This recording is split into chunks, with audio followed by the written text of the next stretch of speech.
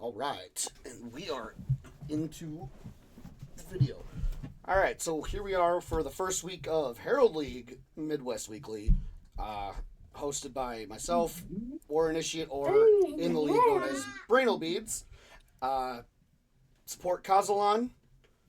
Say hello, Mikey. Nah, I don't wanna. And then our first of two guests, who's the most inting mid laner in the league, but Damn CLT. straight. So CLT's only going to be here temporarily, so we're going to go over his series first because he's so Yay. good. Look, I'm prepping for leaving town. All right. No excuses. Okay. All right. Let's just go. All right. So first thing we're going to look at is the draft for game one. I know that I cast this match. I don't know, and obviously CLT was there because he played it, but I don't know how much Kaz has seen of it, if anything. None. Okay. Well, why don't you give us your knee-jerk reaction to this draft for us?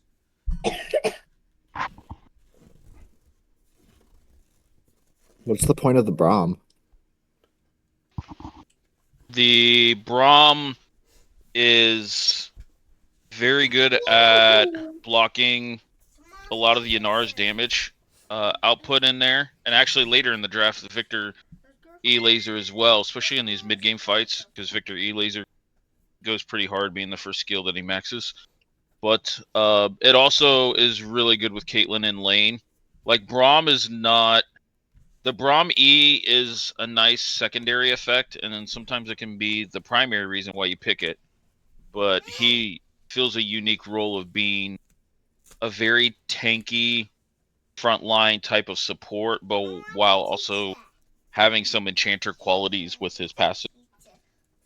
So the chain stun with Caitlyn and Braum is very nice.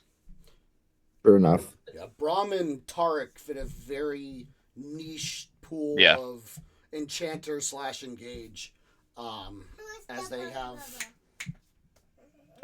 the ability to start fights, but also the ability to heal, shield in the case of Braum, and protect their carries.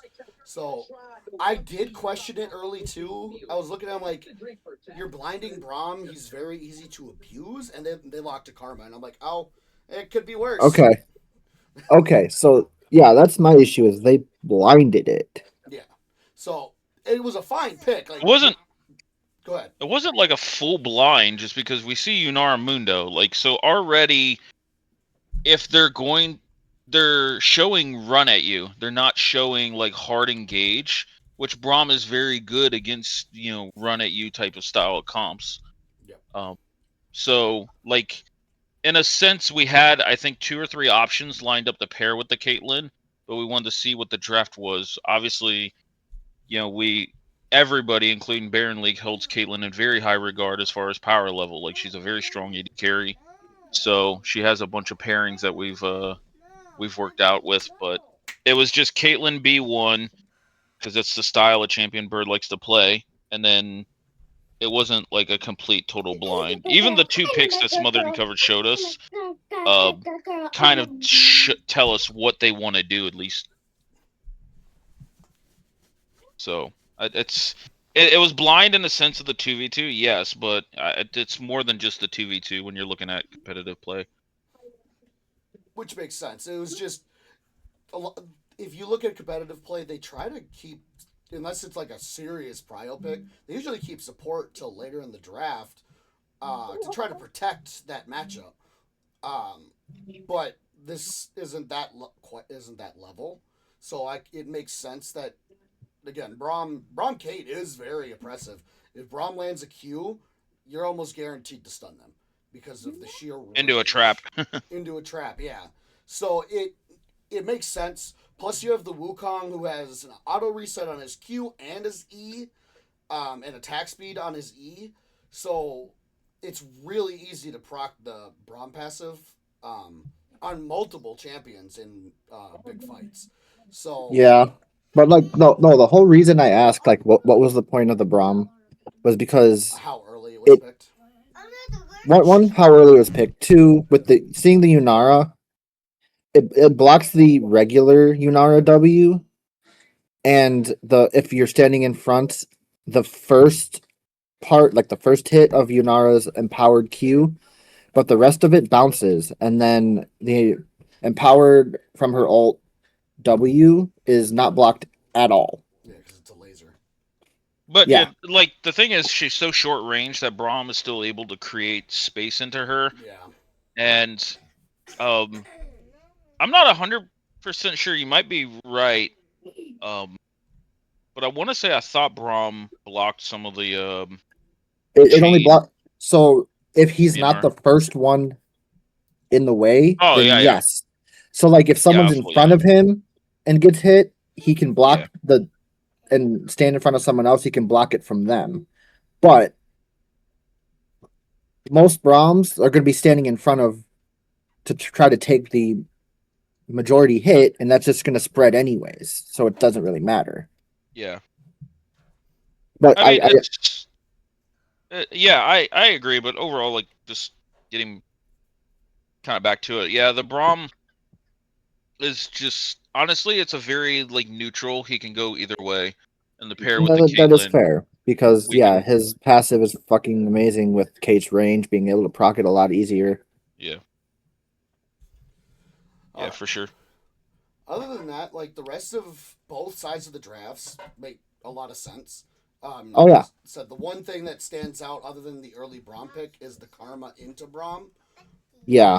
Because Karma just kind of gets her stuff blocked. Yeah, her alt empowered Q still causes the circle, but like it's gonna be on a Braum alone, so it's not gonna do anything. So Yeah, I think I remember talking to Pins about afterwards, where if you're playing like into an early game AD carry, then the Braum like magnifies that early game in the sense of like, yeah, the E will block Karma R. But if you can contest push, say it's a different duo, Karma has worlds of like more so leaning towards the empowered W to like right. snare the Braum and then kind of keep him at range. And there's a lot of nuances in the Braum Karma lane. But yeah, in this lane, I thought the Karma was interesting, especially with Yunara. I thought they were gonna go like Lulu or Milio or some other form of enchanter. Honestly, I think Milio would have been a better choice than Karma in this situation. Yeah, Milio goes pretty hard here with the Volibear and even the Oh yeah, Mundo as well. Yeah, but at the same time though, it could be a comfort thing. I that is true. can't That is remember off very the true. top of my head what they played in game two. But again, like this is a low enough elo league that comfort is more important than meta.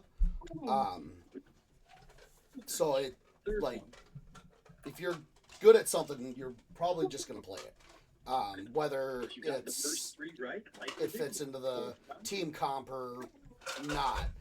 Uh, Kind of like how play like some of the AD carry choices I've played recently. They don't fit the team comp, but they're fine as I know what I'm playing. This is the first one. Monkey, Yeah. What's monkey that? see, monkey do, monkey makes a fool out of you. Yeah. How do you speed it up? I'm definitely a big fan of the monkey pick, though. Yeah, we hold the monkey in pretty high regard as well. Good to know. Oh, good. I got the first flash. CLT. What was that, buddy? Okay, so I come to find out, I don't know when this change came out, but in order to flash Q or flash R Casio, you have to wait for her whole character model to complete the turn before pressing flash, because flash will just stop the turn of the champion when you input it in there. So, because I immediately after this series, I went back while we were talking after the interview. I went to practice tool and I'm like, I know I'm not, kind of what I said in the interview. I'm like, I know I'm rusty at Casio, but like, I feel like I did this right, especially the second time it happened. First time I was just like, See, And you know, like it makes sense because they've changed. They've done some changes like that to a lot of champions. It was yeah, just the initial like, oh, what are you doing? oh yeah, like it happened the first time, and no one really bat an eye. I was in comms, like pretty like what the fuck. And then the second time it happened right in front of Mojo's face, and he could not quit laughing for like 30 seconds. I wouldn't either. To be fair, No, the first no, one happened right in front of him too, because he was in the river bush. it might have been the first one then. I don't know, but it happened twice. The one that made me lose my mind was the backwards one. Yeah, that was the second one. Yeah, that's trust me, we've went back to practice tool and we've ironed some of those out. You know, I made a note of like how many like the variety of champions that I play in scrims. Cassio was something we'd never even played. practiced on. Yeah. My team, and especially Entity, who does a lot of our drafts for us, he is like super open to trust me to play whatever. Yeah. So that was his first mistake. No. I mean, I think out of the 20 plus champions I've played, I think I've only got like 3 of them that we haven't had a win on. So it's we're very diverse in scrims. So yeah. How's it going, Cyanic? Welcome in. We're just talking about CLT's series. You just missed the first alt flash mistake by CLT. So Is this the first series you're talking about? yeah, we're yes. talking about his first because he has to leave here soon. Gotcha. I did watch your series. It was very fun to watch. Especially fun good or fun bad? Fun good. Yeah. I mean, this first game, just to kind of like get through it. The first game, we were surprised how much pushback in the team fights that Mundo and Volleybear offered, specifically the Mundo with Karma behind. Yeah. So even though the game was very slow and very grindy, we ultimately were okay with that because it was a much harder game to like close out, but how we closed it out was very disciplined. So that's not a style of game we're used to playing. We do like our style is going to be closer to what you see in game 2, even though we have about 4 or 5 different comps that can play that way. This was a much slower comp. You know, shocking enough, we haven't played with a lot of slower paced mid laners. Like say, you know, everybody knows my Anivia and my Asol. We haven't really played much with them. So the fact that I was allowed to play a slower paced mid like Cassio, especially in this counter matchup against the Victor, which I knew the Victor was on the table. The other the other champion we were talking about was Hui. No surprise to anybody who looks at my OP there. But yeah, felt the Cassio just brought more front to back, which is what we wanted. Yeah, and I would agree. I think both of these drafts were very, very strong. But I think if I had to hands to the fire, say which one was better, I would give it to your team. Yeah, I think our draft really kind of stops their draft from doing a lot, and Yanara is so short range that I had no issues getting a W on her and limiting what she wanted to do in fights. I think a big difference, and we just saw it in this fight, where that wombo. Not just a wombo, but what I like to call go buttons. There's lots of ways to engage, and if you're skilled enough with them, you can engage in all sorts of different ways. But a go button is just press one button and your engage is sort of free. Your opponents sort of lack what I would call an easy go button because their engage is Mundo and Volleybear running at you in a straight line. Whereas on Caster Curse on your side, you have the Orin alt and the Wukong alt, which are very, very easy to just press. And even those the Braum buttons. alt. Yeah, the Braum alt yeah. too. And you also the Caster Curse draft, as CLT said earlier, likes to be run at with Braum, Cassio, Orin, Wukong. They like being run at, and then leaving Kate 10 miles behind so she can just fire without having to worry because she's got 2 beefcakes and a Wukong in front of her. So ease of execution for team fights was definitely in favor of caster curse.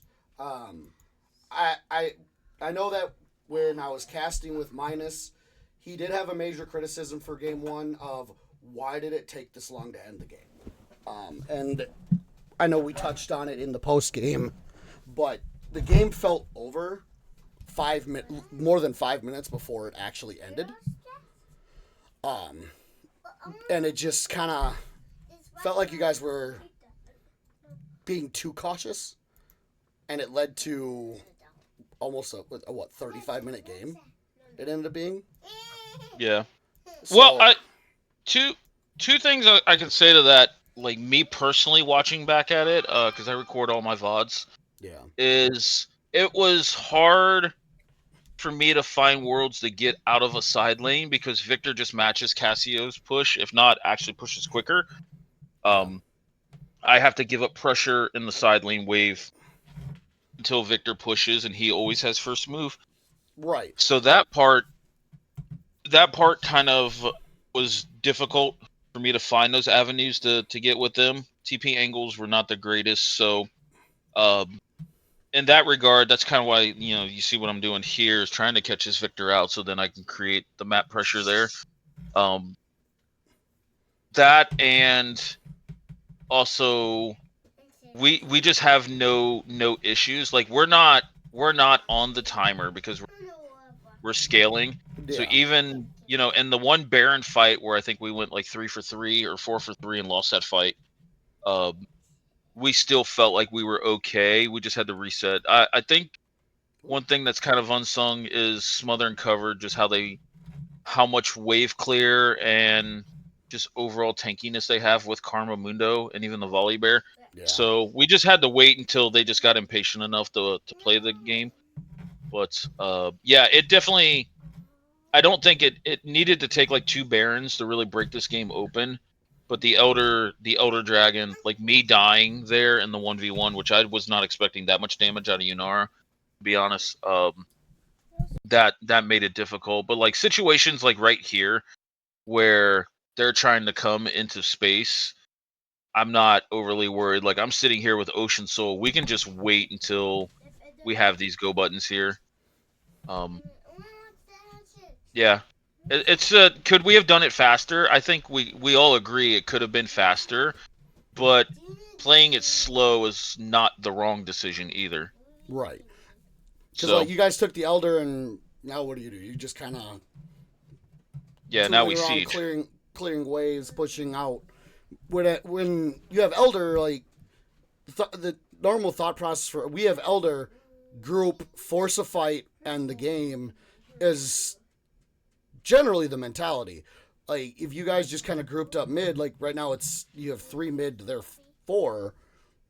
I think you guys just hard win a 4v4. You guys Yeah. would end the game off of that fight. Like Braum doesn't have flash, but you have a Wukong with W, E, and R. He goes in, he ults Victor, followed by the Wukong, the Braum ult, and you guys just kind of wipe them from there without any real trouble. But Yeah. being able to close it out in general is still a good thing. It's just sometimes taking too long can actually be a hindrance too. So that's the one thing I would worry about for you guys is, hey, maybe we need to not be so cautious even if we're not on a timer. Because the longer the game goes, the more opportunities the opponent has to punish a possible mistake. Not to say that you guys would like cause a mistake, but or like create a mistake or whatever. Respect the tower dive, by the way. Trying to get the All the penta. time, yeah.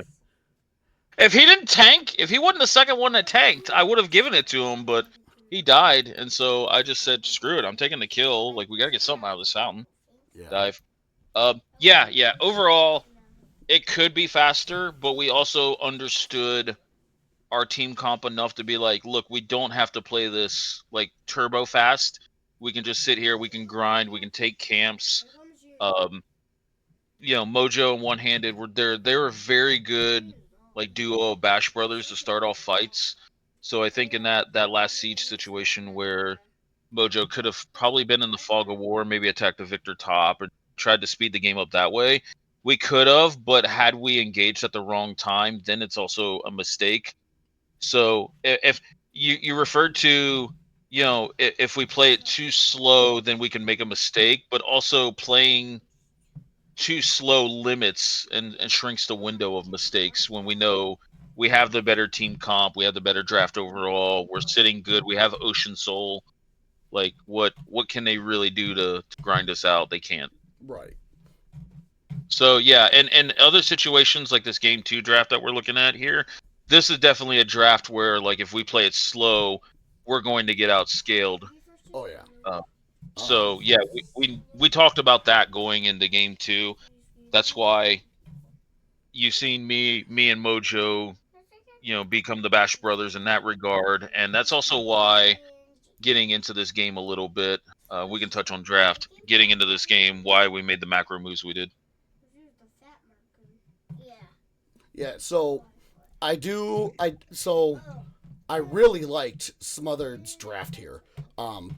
3 absolute monsters to front line with a Vigar and Aphelios behind. I was almost expecting them to Was that Nautilus top? Here's Alice Jungle. jungle. Oh, okay. Yep, it was Nautilus jungle. Which I have some very strong opinions on. That's the local Nautilus main right now. But yeah, I felt like that draft was really good if the Nautilus goes tank, like pure tank. And then honestly, I thought the Rakan was kind of strange because Rakan isn't generally considered very good in Nautilus. Obviously, it was not a flex pick. Nautilus got flexed instantly after the Rakan locked in, so there was a thrash. But I felt that Smothered's draft was just far better. That is to say, until the Toronto got locked in. Then it's like, well, now they have a way to just kind of win a big fight and end the game out of nowhere because Yes. Trundle ulting a Malphite is just going to win them a fight. The caster curse Trundle strikes again. I actually had some reservations about Smothered and Covered's draft because it is absolutely the better late game draft, and if you start hitting 3-4 items without falling behind as Smothered and Covered, the game should be yours. My problem with it is running what is essentially a triple tank comp, and I know the Nihilus ended up not going a full tank build, but even then he is for all intents and purposes filling that tank role. You sort of surrender the early game in its entirety. Your team CLT Cassacres would have had to make no advantages happen whatsoever for Smothered and Covered's comp to really come online, and that would have been your choice to make. Smothered and Covered couldn't stop you from making early plays with that comp, and that was my one real concern with it. I felt like if you're going to run the Nihilus jungle, you should go full tank, and you should probably have some kind of bruiser or damage in the top lane, or if you're going to run the Malphite top, you need your jungler to be able to do damage to sort of shore up some of those early game fights. Yeah. Which I could. Yeah, we Go ahead. good. No, sorry. So the one thing though, Nautilus is an early game jungler. Period. Like even if he goes pure tank, his goal in this game should have been to get his lanes to a minimum of an even state.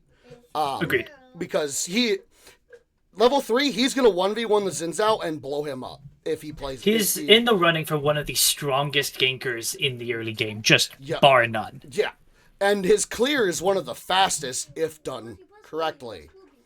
I had some serious issues with this because he didn't even finish his first full clear and still got double scuttled, which blew my mind because Nautilus's clear is 5 seconds faster than Zinzao's. Zinzao is is an average to slightly faster than average clear. Right. It's not something to like write home about. Right. Nautilus should have beaten him to at least one scuttle. But the problem was Zin finished his clear, met Nautilus at the first gank, and then double scuttled. And it's just, all I can think is, the one thing I was like, has he ever played Nautilus? And that's not a criticism to Tej. Like, he played pretty well overall throughout the series. It was just, like, he put that same ward every game. And that, like, Nautilus wants a red trinket. Especially for jungle. And he did do the thing that I wanted him to do and start red buff, which Nautilus does, generally speaking, does not do. But it makes his clear about 1.5 seconds, 2 seconds faster on average. I also think starting red side just in general is faster for Nautilus because his AoE is so much stronger than a single target. Correct. That's why like, I'm surprised that he didn't clear, like, if you watch this, if you're watching it and like you get to here, Nautilus has cleared his Gromp before his blue buff, and Zin is currently on his red. How are you even in clear? Is the big thing. Like, I'm like, how are we not ahead for this clear? And to be fair, there is a Tej is, I don't know how much you've looked into their specific champion pools, but Tej is a specialist on Nunu and Volibear specifically. Gotcha. The Nautilus I have found is something, obviously they know they're not going to get to play those two champions over and over and over again. I found that he plays this to sort of shore up his champion pool a bit, as well as Amumu's in there. Additionally, so I would not expect him to be a master at the ins and outs of how to shave those 5 seconds off of the Nautilus clear right. And to I wouldn't, beat the Xin Zhao. Generally speaking, I wouldn't expect that from most junglers in general. Nautilus is recently a That's an incredible jungler. knock-up by one-handed, by the way. Oh yeah, it was. Like, it was insane that he got that, and it led to Silver Living. But here we're at, okay, so he did get his full clear, but now he's so far from the Scuttle that Scuttle's gone. Well, now And this is he's got to one go of back my and get nothing.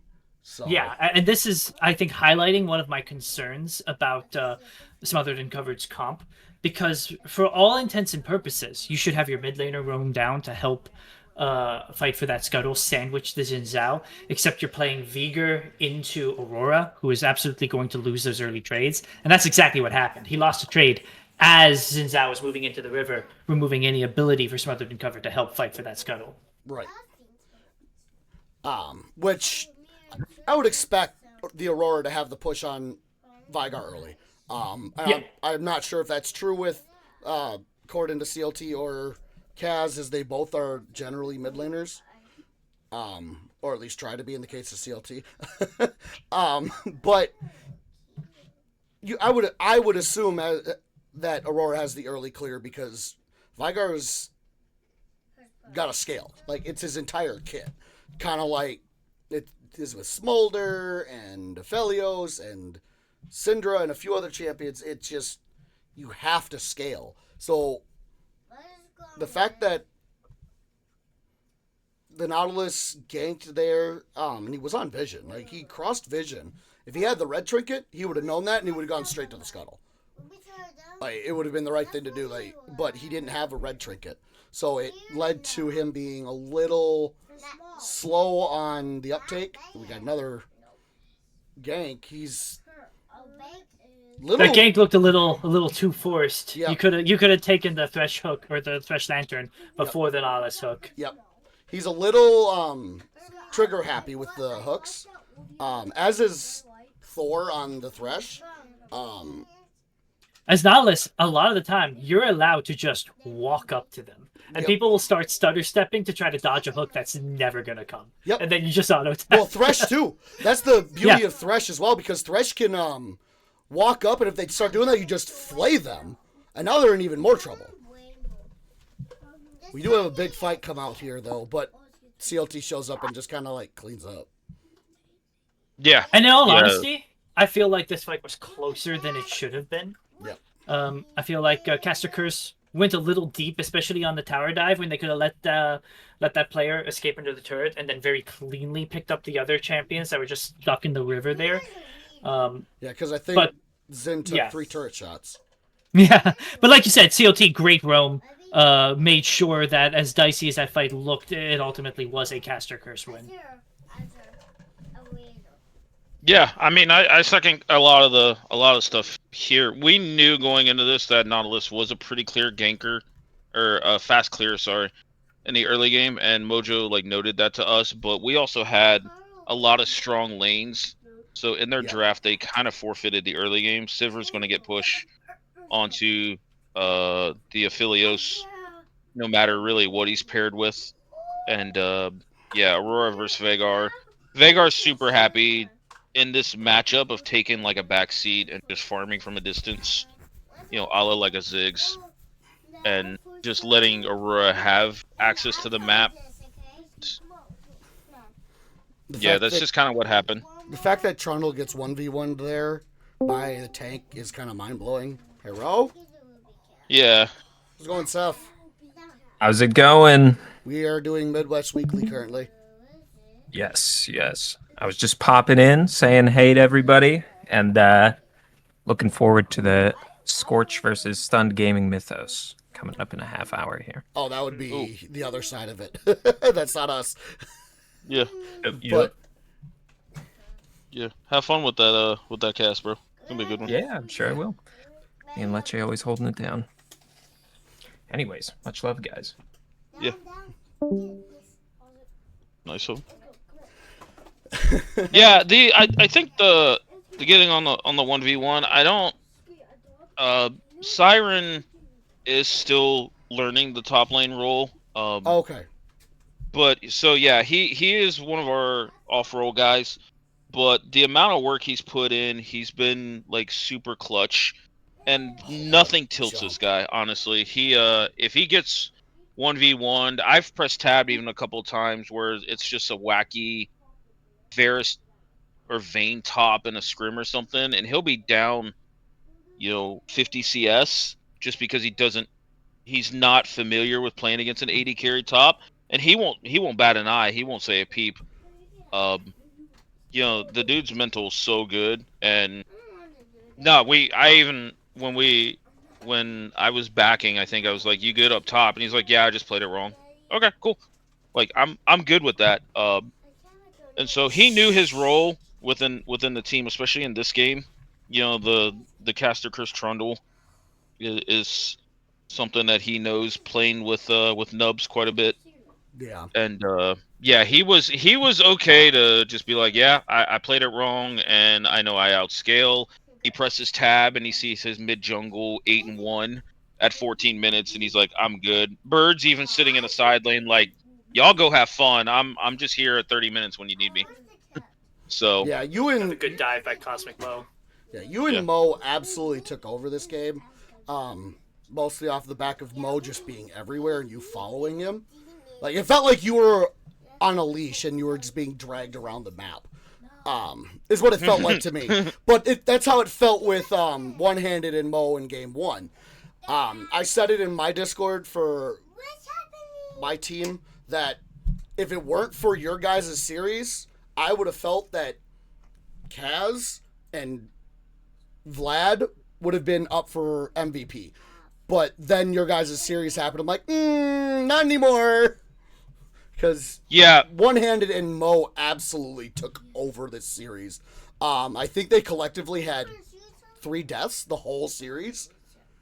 Yeah. Because One-Handed didn't die game 1 and Mo didn't die game 2. So, yeah, this going off of that, yeah, those two are basically like Bash brothers. Yeah.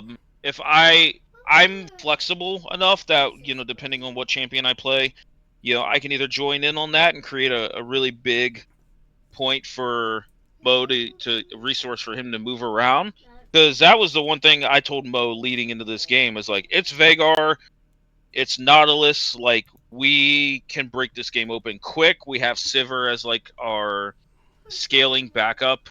Because Sivir, even though it's a very like beefy front line, Ricochet still does so much work in the back line. Yep.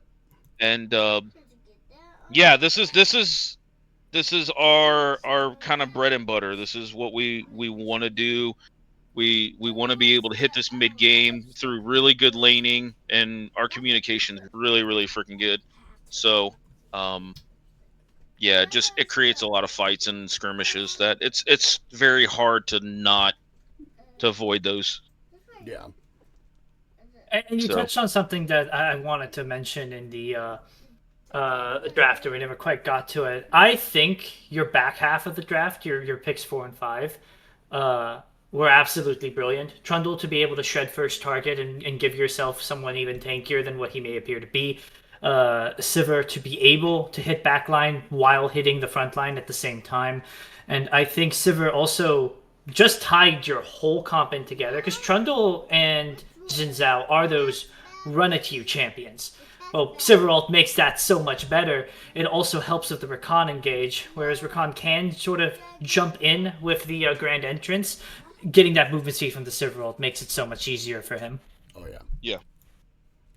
yeah, that's we that I have to give props to 100% on Entity for that one. He is our sixth man, but my lord, since he's came on, he is a friend of Bird's. He's been insane when it came to drafting. I know Bird was talking about 2 or 3 different champions, and when the Malphite got locked in, he of course had the AD carry. Oh shit, what the hell? I gotta deal with a Malphite now. And then we all were just like, bro, Sivir looks cracked here. And Bird, while he wants to have his fun, he has his kind of fun champions that he wants to bring out. He even admitted, he's like, yeah, Sivir kind of cooks this game. And that's why I left him bot lane. He asked the lane swap when Veigar went bot, and I'm like, you just go bot lane. I trust you to match Veigar's scaling in this, and let me and Mo just cook. Like, let me just eat here, and Aurora damage goes freaking nutty. And he pressed tab at like I think 17 or 18 minutes, and he's just like, dude, I love doing nothing, and my team's winning. I'm like, yeah, it's the 80 carry dream. Welcome. Yeah. It's Yeah. Like, yeah. and the big thing for me is I want to go over this final play. You guys are all posturing over drag number 4 or drag number 5. It's Soul. You teleport in, and then suddenly Trundle's gone. And I'm like, wait, Trundle just left. As Minus and I are trying to cast this fight, and the fight looks terrible overall for you guys in the end.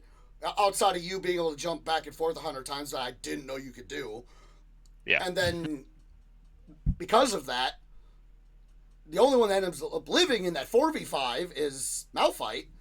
And now he's like, well, I got to go back, but I can't because this Aurora is just pestering me. And Trundles takes the inhib, 2 towers, and the Nexus before Malphite can even get there. Yeah, No, you go. yeah, no. So the original call, like right when I pressed teleport, it was Mo saying, "Hey, why don't you go top?"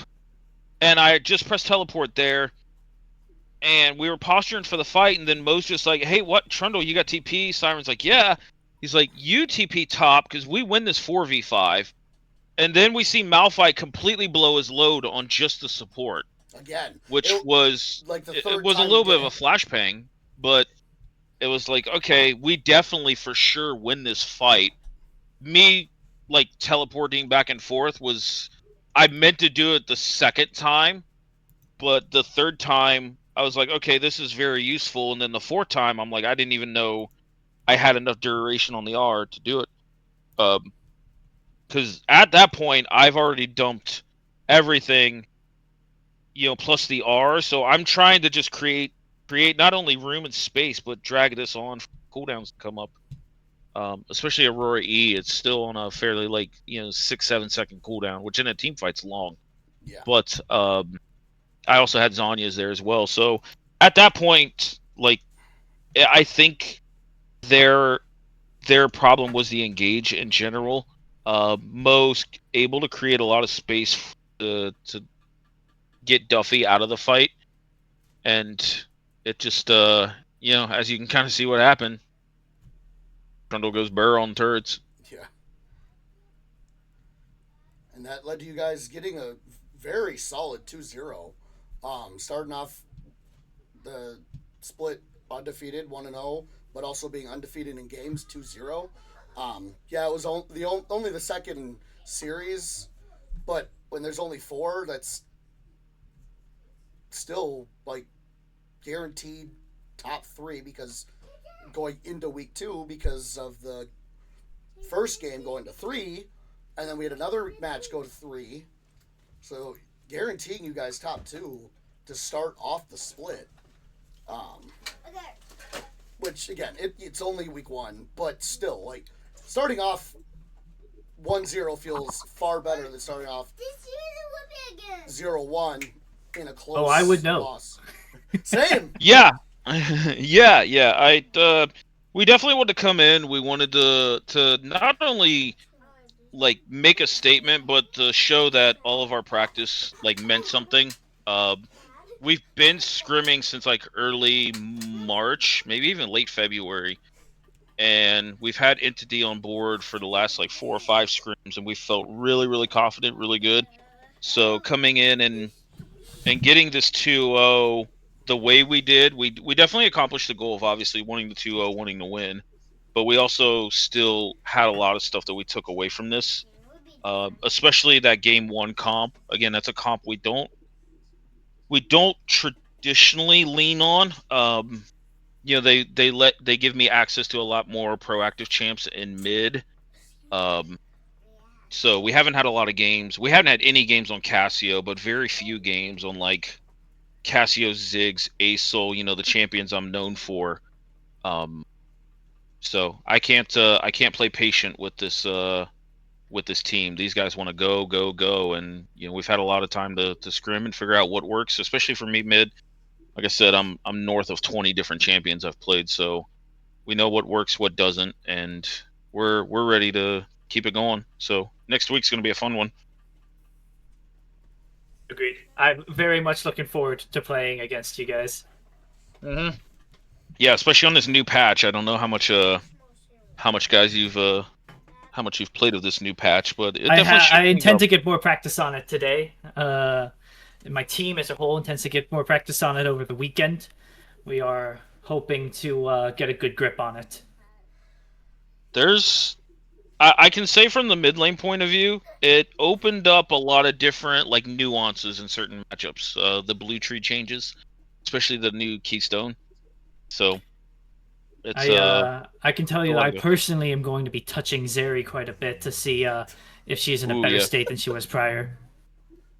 Yeah. I don't think we've looked at her yet, or at least I haven't asked Bird's opinion on it. But that is something he has played before. So we'll see. We got some practice over the weekend as well. Even though I'm going to be out of town, the guys are still going to go through and Entity will sub in on a scrim and let him have a little fun because he shares some similar champs to me, but he also has a couple that I'm not exactly known for. So, but yeah, it's going to be a good one. I'm curious to see, not necessarily like what the patch changes brought, because they did bring some like moderate to minor changes, but I'm super excited that a lot of the teams are scrimming, are practicing. We got a scrim in with War, and it sounds like he's had a couple scrims since then. You guys are scrimming. I talked to Minus a little afterwards. His group definitely wants to scrim. I know some other than covered even hit me up for a scrim as well. So I'm super happy of the 8 teams that we got. Everybody wants to put a best foot forward, get some scrims, and take this serious, but in a very fun, very like low atmospheric type of manner, Yeah, if that makes sense. of course it does. That was my goal when I made my team. I said from the Yeah. start, goal number 1, have fun. Yep. Goal number 2 is win along the way. Mm-hmm. Yeah. So, yeah, I think I mean this was a good series, and I'm pretty happy with it overall. Do we want to get into? It looks like my series is next up on this chalking block. Did we want to get into it? Family Guys versus Gray Screen Society. Yep, that was the goal. I know CLT's. Were you still gonna stick around, or did you need to duck out? Bowling? No, I'm actually gonna duck out. I got my bowling league, and then I leave tomorrow to go out of town for a tournament. But I wish you just guys nothing but competing all over the place. It's the end of the season, for bowling. So yeah, I think my schedule will open up here in the next 2 weeks. Yeah, 'cause Be a he's gonna lose, so he won't be able to play anymore. Excuse me, I'm in the finals in both leagues. Kiss my ass. But yeah, no, this is kind of tournament time for me, so it's that's why we're going on. But yeah, I'm excited to see this episode come out, hear what you guys got to say, and gonna see Cyagnetic on the Rift next week. It's gonna be a good one. Absolutely. I am hoping, win or lose, that we at least get a 3-game series. I think so. I was very impressed with Smothered and Covered. Like I said in the interview, when we scrimmed War, I know that was, I believe, their first scrim as a team. Correct me if I'm wrong there. And it was with a sub top that didn't talk. Yeah. Did not communicate. So it was a nightmare on the top half of the map. Yeah. They showed a lot of improvement their next scrim. You guys look strong. I know a lot of the other teams are putting in work, so this is gonna be a fun split, man. I can't wait. But I will leave you guys. Appreciate you having me on. Bye, everybody. Thank you for coming by. Bye. All right. So I only saw part of this match. I'm gonna be honest. I if I remember correctly, I could be crazy, but I don't think. Yeah, I didn't cast this one. So I didn't. This catch one was, this whole one. I believe, it was solo cast by RPie Spies. Yep, that's what it looks like. I did watch part of it as, if I remember correctly, my brain. Yeah, we play the Family Guys for our next match, so I wanted to check out at least how the match went, to kind of get a little bit of information. But I didn't get a chance to watch the whole thing. So, but I know Kaz is still here and he's been quiet for a while. You want to give your opinion of this draft? CLT's favorite champions in it. Yeah, the Vex. It is interesting that we have another early Braum, but this one does see both bot Good laners. use. Yeah. Braum Jin is a stronger bottom lane than you might expect as well. Like, Yep. you'd think at first that with Jin's attack speed, stacking the Braum passive is a pain in the butt. But No, the but Braum Q slow is so strong. that you Especially can for his always flourish, hit yeah. Yeah.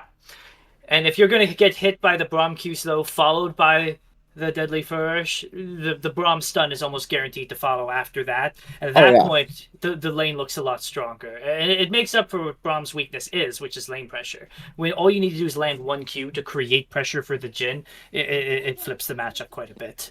As much as I like the Vex pick because I love Vex, I don't see a point in having Vex on this team. Yeah, it doesn't right feel like now. she does anything. Sure, she can do something for Yone, but he was last pick, so that was just a fluke. There is a few thought process behind the Vex pick. One of them was you can just ult Seraph if Seraph is ulting. He's going to hold himself still for that. Jhin ult too. Yeah. Yeah.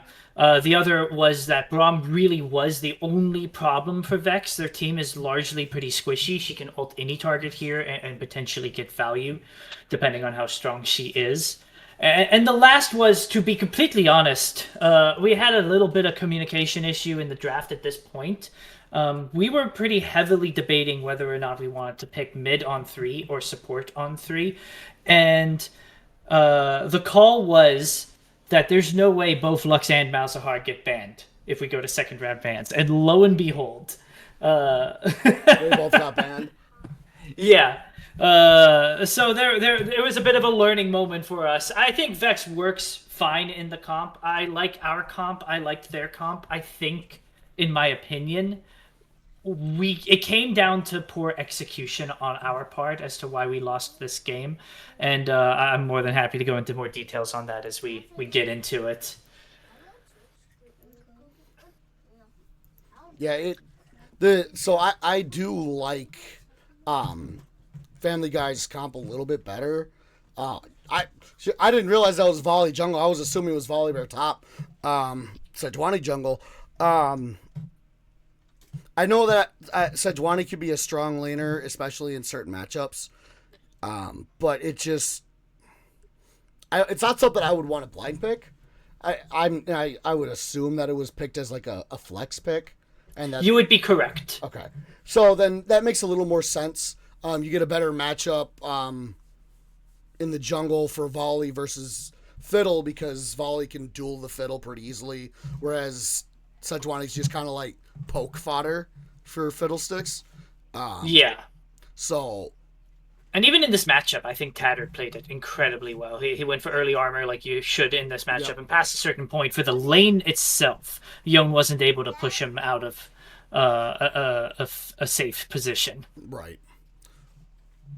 I think where we started to falter as a team, and I forget exactly when this happens. It's probably the first blood. Unlike CLT's team, unlike Caster Curse, we had a lot of difficulty getting our roster together at the last minute, as well as finding some time to play. We really only got 2 practice sessions in. Mostly was spent focusing on our drafts and what kind of comps we could play on what our playstyle was, but we never really got into actually executing on macro. And where it started to show was Family Guy's made a lot of early game movements, especially through that Xerath. He'd roam just a third of the way to either lane, pop ult, and then they'd all in on whichever lane he was ulting on. Yeah. And we just sort of sat in lane and farmed. And I think that is 100% something that we need to work on because we can't just surrender early game advantages like that.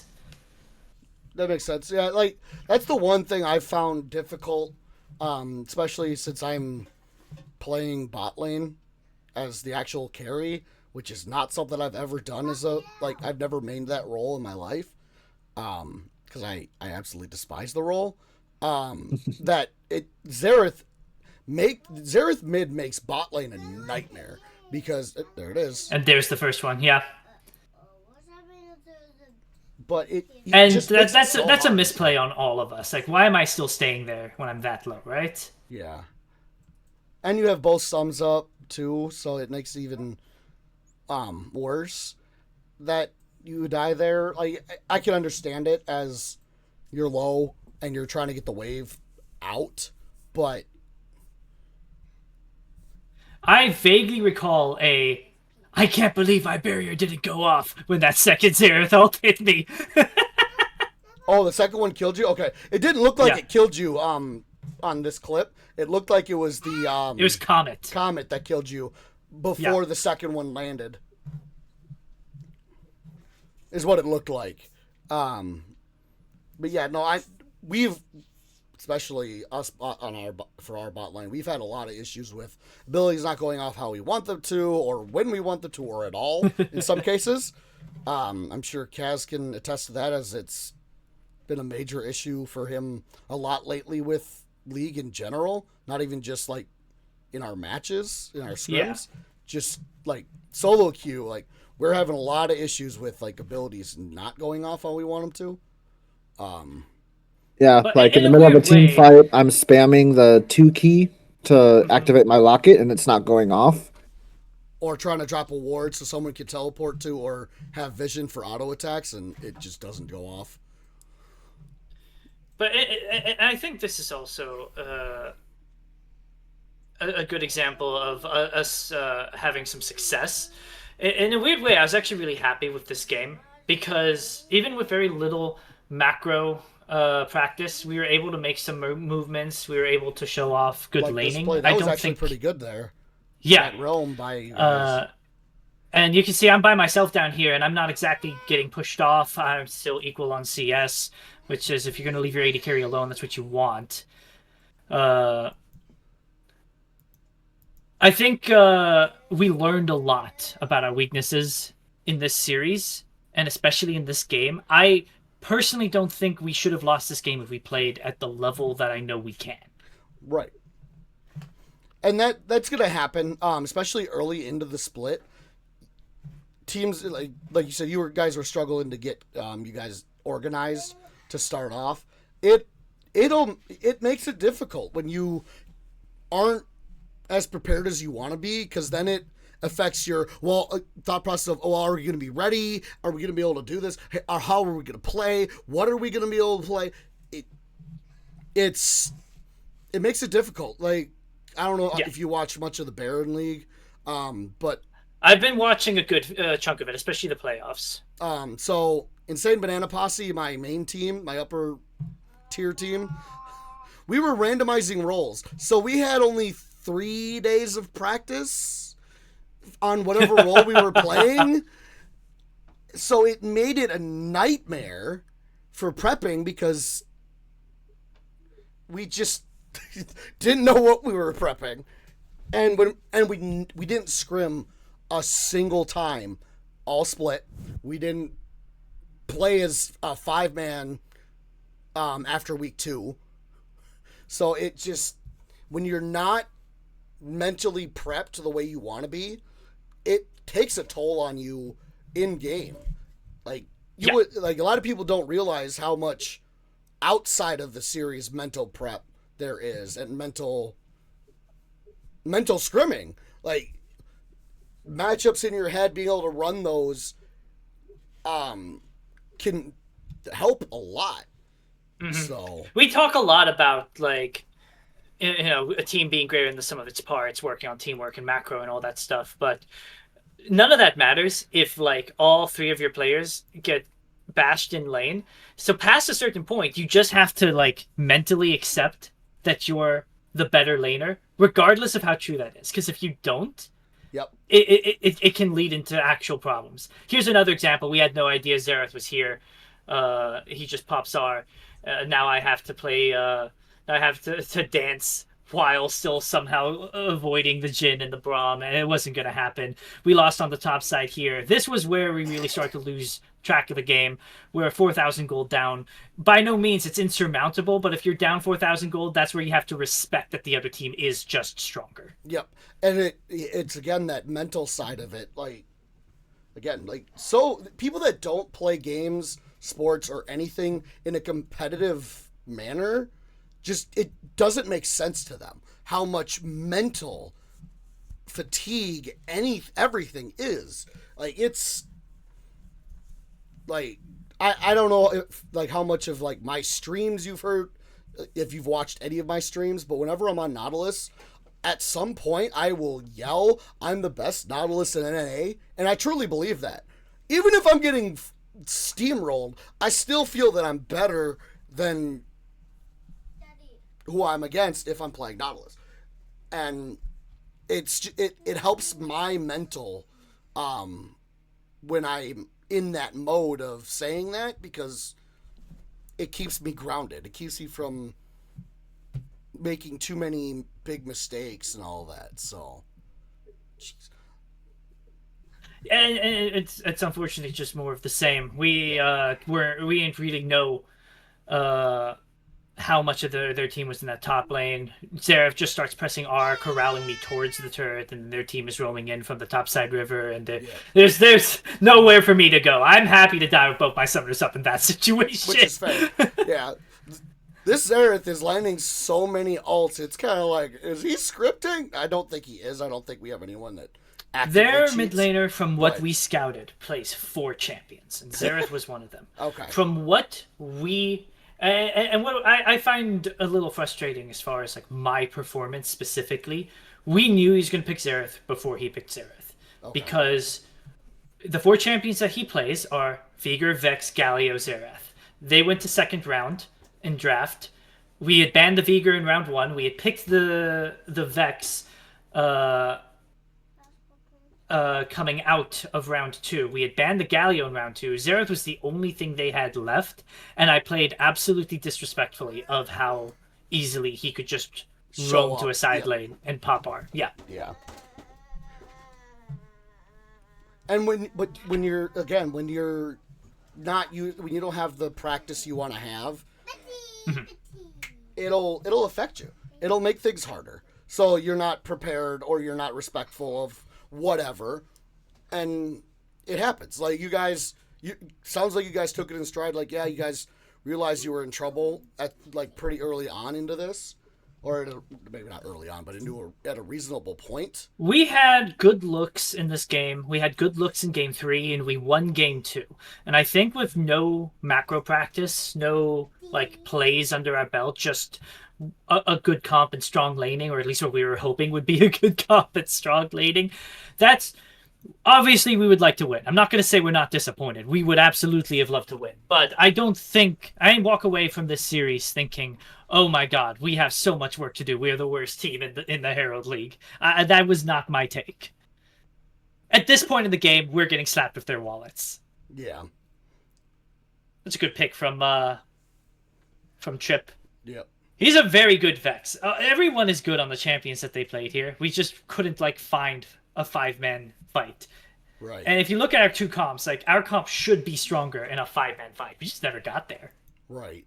And and when you did get there, like you said, they're slapping you with their wallets. Like, yeah, the only person that's died more than twice on their team is the Yone, but it's a Yone. Yeah, at this point in the game, you can see we're 10,000 gold behind. That no longer becomes a thing you can overcome with good macro. The enemy team has to biff it to drop a 10,000 gold league. Yep.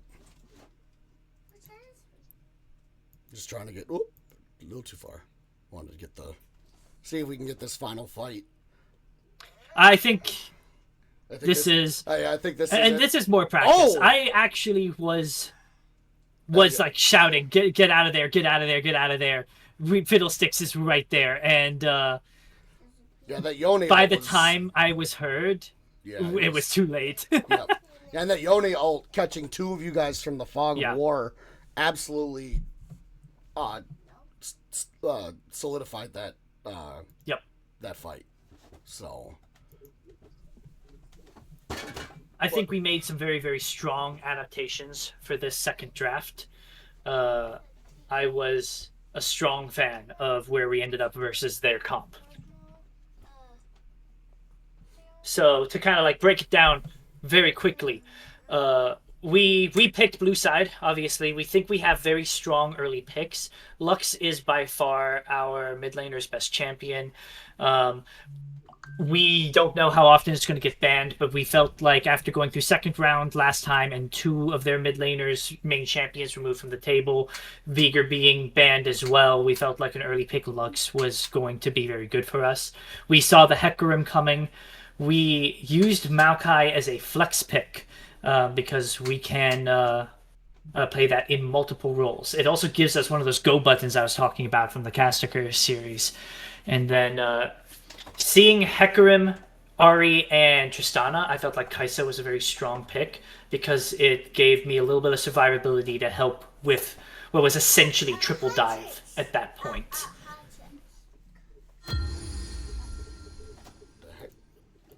My game just randomly updated. Sorry about that. All right. Going into the round 2, we knew the Swain was going to go support. We could see that from our scouting. When we saw that Darius last, we were still on the bench about exactly where the Maokai and the Wukong were going to go when we saw that last pick, Darius. But for those of you who don't know, Maokai is a sleeper counter to Darius because every time Darius tries to Q, if you twisted advance onto him, he will miss it. And that, in the early game, is so much of his damage.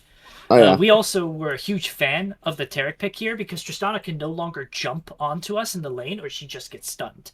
It's also strong into the Swain because Swain wants to be in a fight a very long time. But if you're Taric ulted on a Kai'Sa and you're also in that fight a long time, the Kai'Sa DPS will ultimately win out. Yeah. So we were pretty happy with where this game 2 comp ended up. Yeah, it just looking at it, it looks like it's good flash by Tattered. Yeah.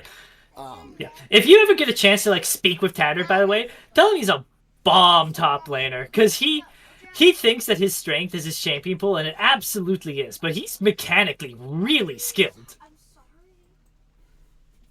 Yeah, what I saw from game 1 and the little bit I've seen this one, he looks like he knows what he's doing. He does, absolutely. Why did my Tattered music can just play. start playing?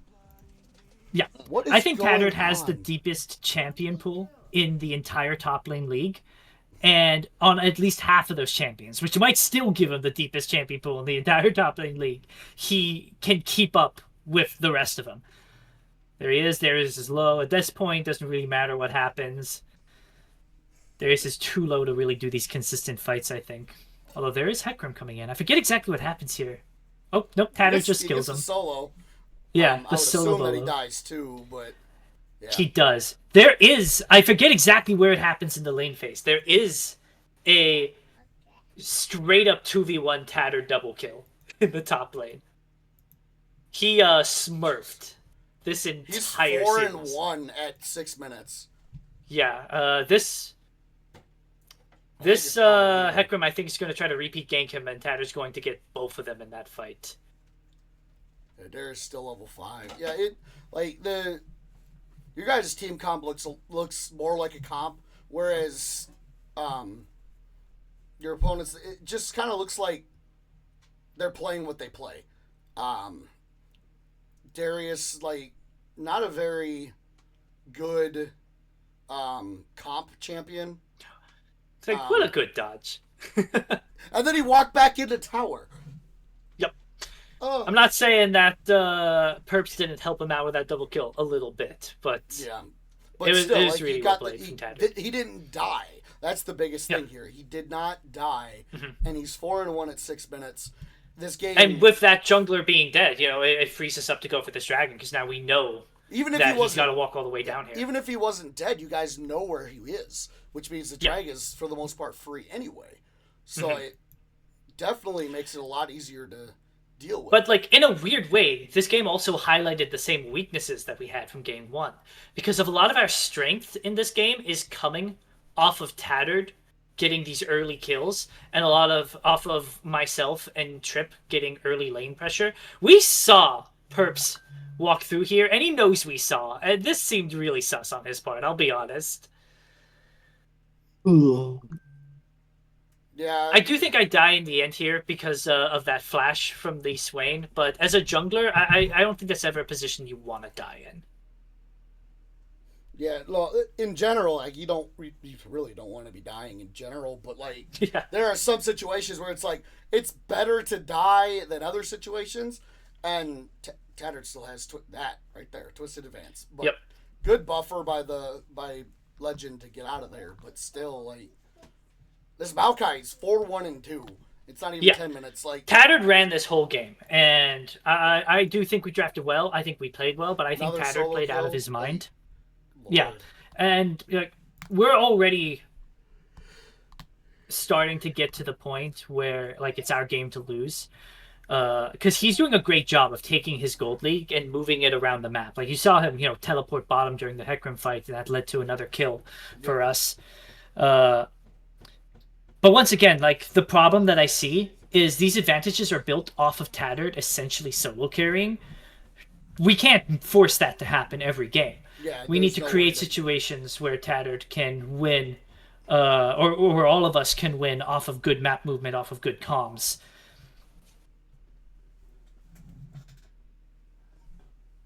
But regardless, it was good to see that we can like build a draft and lane to such an extent where we can build these advantages and then move the gold around the map. I think one of our strengths is we are good at playing from ahead, and we definitely showed it off in this game. I don't know if that Kaisel was necessary there, but I mean, it still died. I do not know either, to be honest. Have you ever played Kaisa? I have not. So when you play Kaisa and someone becomes ultable, the edges of her screen ripple just a tiny little bit. So you get notified if someone is ultable, even if you're not actively looking at them and if you're not actively in range. So that happened there, and I scrolled over, and all I saw was Loari, and I immediately ulted to what was probably steal that kill from Trip. Yeah, you guys absolutely ran this game off of the back of Tattered, like, Yeah. destroying this Darius.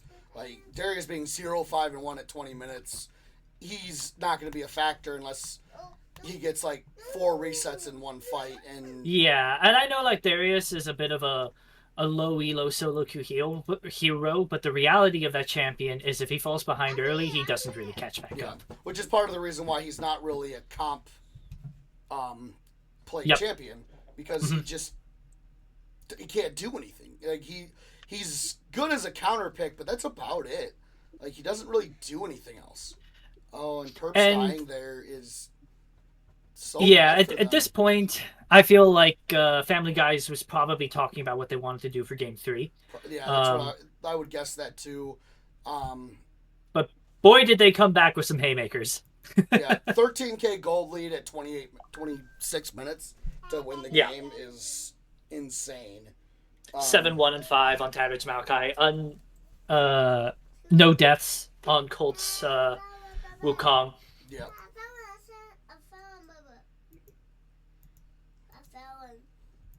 Okay. So it does look like you guys did swap sides for Game 3. Yes, they selected blue side. If we had side selection, we probably would have chosen to stay on the blue side. Yeah, which I figured. Is that Nautilus top? It is not. This was Nautilus support. Oh! This was Morgana top. I was going to say, I was about to ask, if after you said that it was not support, I was going to ask if this was the more top game I saw. Okay. Into Kale? Oh, jeez. So there was some question marks about how the draft played out. I'm actually not unhappy with the draft, but it absolutely could have been better. Yeah. With the Morgana lock, at that point, we had seen, of course, the Galio and the Amumu, and we felt like Morgana was just really strong here. But we didn't necessarily want to commit it to support, especially because we saw the Lucian, and playing Varus Morgana into Lucian Nami sounded like an absolutely miserable time. We knew Tattered could play a top. We were willing to flex that depending on what they picked. When we saw the Kayle, the general call was, obviously, he's not going to outscale the Kayle, but Morgana is fine into Kayle for the lane phase. And we would rather pick the Nautilus so that we could have some just strong all-in potential on the Lucian Nami. You don't want to eat Nautilus hooks into Varus Nautilus after level 6, so that would slow down their ability to bully us. And if you're wondering why we didn't ban the Nami in round 2, we opted to ban the Seraphine, which is a very, very strong pick of their support. If we had banned the Nami, which we knew was coming, we felt like Seraphine was going to get picked, and for lane, it would have been weaker than Lucian Nami, but we felt, looking at their comp, that if they had Seraphine, it would have made any ability to approach them and fight them just impossible. So we opted to remove the Seraphine, to choose to play into Lucian Nami, because we felt like we could neutralize the lane. Now, what we wanted to happen and what actually happened were two very, very different stories. Once again, I think it was a little more of the same. They had Galio, capable of making good plays mid. I think Perps came back in a big way on the Amumu as well. He's very proactive. And we just sort of sat in lane and farmed. We did not create massive, massive advantages through Tattered solo carrying us like we did in game 2. So past a certain point, Family Guys just made better map movements and pushed advantages on us that we weren't able to come back from. I think there was also a bit of like panic team fighting towards the end of the game, where we saw people like eat a Morgana binding, and it was a good binding, and then we just all dive on them and we act surprised that Galio ult comes out on top. Sounds about right. Yeah, as someone who plays a lot of, like I said, I play a lot of Nautilus. You see someone get CC'd, instinct is Q or R, and you don't even always realize that it's a bad situation or anything. And hindsight is 20/20, because like looking at their comp, and I think this is one of the reasons why I was happy with our comp, even if there were some weird things about it. their comp is all engage. It's 0 poke. The most poke they have is Lucian W, Tommy W, which meant that we were free to throw various Qs, 3 to 4 Morgana Qs and Tormented Soils, and 3 to throw out Cassiopeia damage. And if they wanted to engage on us, they'd have to engage through Black Shield, through Cassalt, through the Grounded, through Verisalt. So we could just sit back, throw damage, and let them move into us. But we moved into them, which basically gave them free engages over and over again. Yeah. And a lot of the kills you guys are getting, you're trading so many resources for one kill. Yeah. It just... I mean, we glossed over it, but that top lane exchange was just a travesty. It was. Yeah, it's close. It's less than a 1k gold lead at 15 minutes, but drags are even. Kale's level 11 already. Yeah. And now she has Herald coming top. And this is another problem that we have. I think this was actually very well played by Tattered. Once again, just kind of a beast in general. But I think this is one of the problems that we had. We really needed to get people out of their lanes because we don't want Morgana to be laning with the Kayle past this 14-minute mark. And here we are at 16 minutes. After we got that great turnaround top lane, we should have made a call to destroy that top turret. We had the jungler there. They had no response. We should have. But instead, no call was made because we weren't quite at that level as a team yet. Tattered took his well-earned kills, but just went back. And now he has to go back to laning against a level 11 Kayle. Yeah. Instead of busting up the turret, opening the map, moving around, taking that advantage the way we should have. Yeah. Which brings us back to that whole mental side of it. It's this is actually pretty good right here by you guys overall, but Nami showing up when she does just kind of ruins it. There's not much you can really do about it, but it's still going pretty well, and you guys. This was I actually remember this. This was the one good proactive play that we made. We lost our bottom turret just because I was shoved in 2v1 from the earlier top lane roam, and I had moved mid. And I looked at the map, and I had remembered game 1, and then the only really proactive thing we did in this game, I did say, we got to bust this top lane turret. Let's all move up there. And that's why we were there. And it was dicey. I think we could have played a lot better, but we were there first, and that was pretty much the only reason why that worked. I hate to say it, but from this moment on, we start to roll over. And the goal is even, too. Like, we don't need to. But we just didn't find anything that we could do. We start to get caught. We start to fight badly. And as the gold starts to swing towards Family Guy, it gets rough. Yeah. Like you said, it's pretty even here. Like, 2K is not much. Like, 2 towers, 6 kills, and 1 dragon, and it's only a 2K gold lead. It's really not bad. But there's a level 14 Kayle. Like, your timer is, for the game, is just running out pretty fast.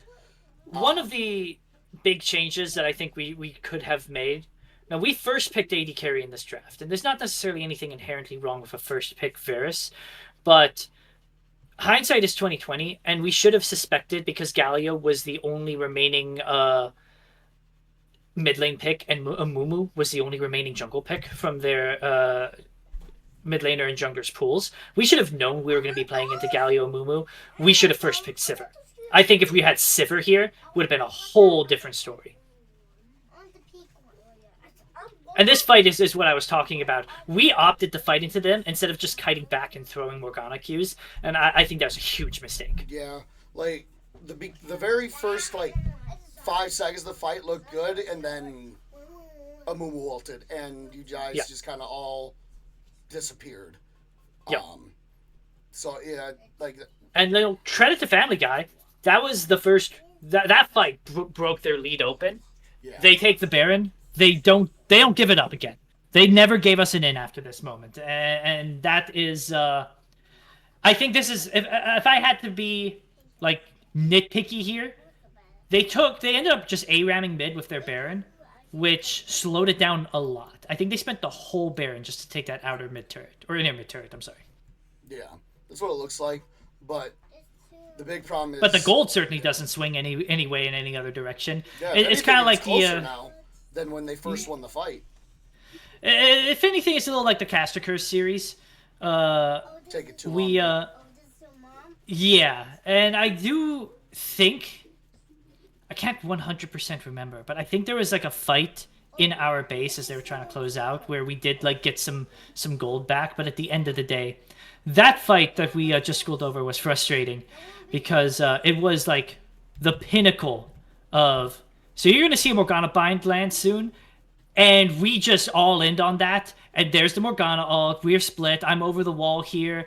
My team gets, split up. We could have just taken that bind, thrown a Varus Q, thrown a Tormented Soil, and not committed, and probably burned the Kayle ult for nothing. But instead, we dove into a Mumu ult. We dove into Galio ult. We dove into Kayle ult. Yeah. But the game doesn't quite end there. Like it still goes for a little while longer. No. Despite. Oh, jeez, what did I just miss? You missed them deciding that Kayle was strong enough to do that. Did she just like 2 auto her? 2 auto and the execute. Don't forget. Jeez. There I go. No. Family Guys played this very, very well. I am proud of my team and a lot of the stuff that we did. I think this exposed some of our weaknesses. I'm hoping to get those shored up with our series against Caster Curse after the break. Yeah. This is the series I did not get to watch because this series played right before ours, so we were busy doing prep. Yeah. And I actually cast this one. So you know what's up. Yeah. Yeah, I definitely do. Kaz, Mikey, are you alive? Yeah. Are you okay? Yeah. You want to duck out or you want to... I told you I wasn't going to be a good fit for this. It's fine. We've had guests that talk, that know what they're talking about. It makes it a lot easier. So yeah, I looked at this draft and I hated almost everything I saw from Lux here. I wouldn't say I hated everything, but I definitely prefer Misfits draft so heavily. Lux's draft very clearly does one thing really, really well, which is like pick targets with the Malzahar Vi combo, but it's the only thing it does well. You can't do that through tanks, and they have a Sejuani. It's hard to do that through Braum. The Olaf felt, yeah, the Olaf felt very much like a gut reaction pick into the amount of kiting CC that Misfits has. And in isolation, Olaf works, but Olaf can't just run at 5 people and expect to succeed. And without very easy ins for the Vi or the Malzahar, they're not going to be able to provide support. Ezreal's kiting backwards. This comp has a lot of good elements, but none of them stack on top of each other well enough to have a coherent identity. Whereas I'm trying to figure out why they drafted Nami. Because her E works with SQ. So it's a strong poke lane, which can be used to... Yeah. It's not bad into Braum, because Braum is weak into poke, but Caitlyn covers so many of Braum's weaknesses, because she is a one-man poke machine, as far as bot lane is concerned. Yeah, and then Braum just kind of removes her entire shit from the fucking team fight. Yeah, Nami ult is non-existent. Yeah. The Braum shield. The biggest problem I had with all this was the Olaf, because it doesn't do anything for the team. Because how's he going to be able to get to Kate? He's never going to be able to get to Kate. He's never going to be able to get to Lux. And if he does, he's just going to die to Renekton beforehand. Second of all, Olaf gets absolutely steamrolled by Renekton in lane. Because the first 5 levels, Olaf loses. And because of that, Renekton at 6, he's going to be 6 while Olaf's still 4, maybe halfway through 5 at most. And now Olaf's dying, so he's going to hit 6 when Renekton's level 7, level 8. So And you know what I find even more frustrating about it? They're on red side. Yep. That's their counter pick. They Yep. saw all 5 players on Misfits and then picked the Olaf. Yep. Yeah, when they hovered it, I'm like, there's no way. And then they locked it, I'm like, there's no way. And apparently I was just wrong. Walliford, I'll tell you right now, he absolutely, just like how Tattered ran your guys' game in game 2, Walliford did that here. Again, like, this matchup is so bad for Olaf. You know what I think is really like what sort of broke this team's back? Because the Olaf was definitely like the worst pick in isolation. But if you look as far as like a pick 5 is concerned, what did the team need? The team needed AoE, the team needed engage, and the team needed follow-up damage for the Vi Malzahar. There's no top lane that's going to provide all 3 of those things. Ornn is the closest thing, because he covers 2 of them better than anyone else. I agree, but even then, Ornn was bad, Braum. though. Yeah. And even if he wasn't, you're picking Ornn into Braum, which never feels good.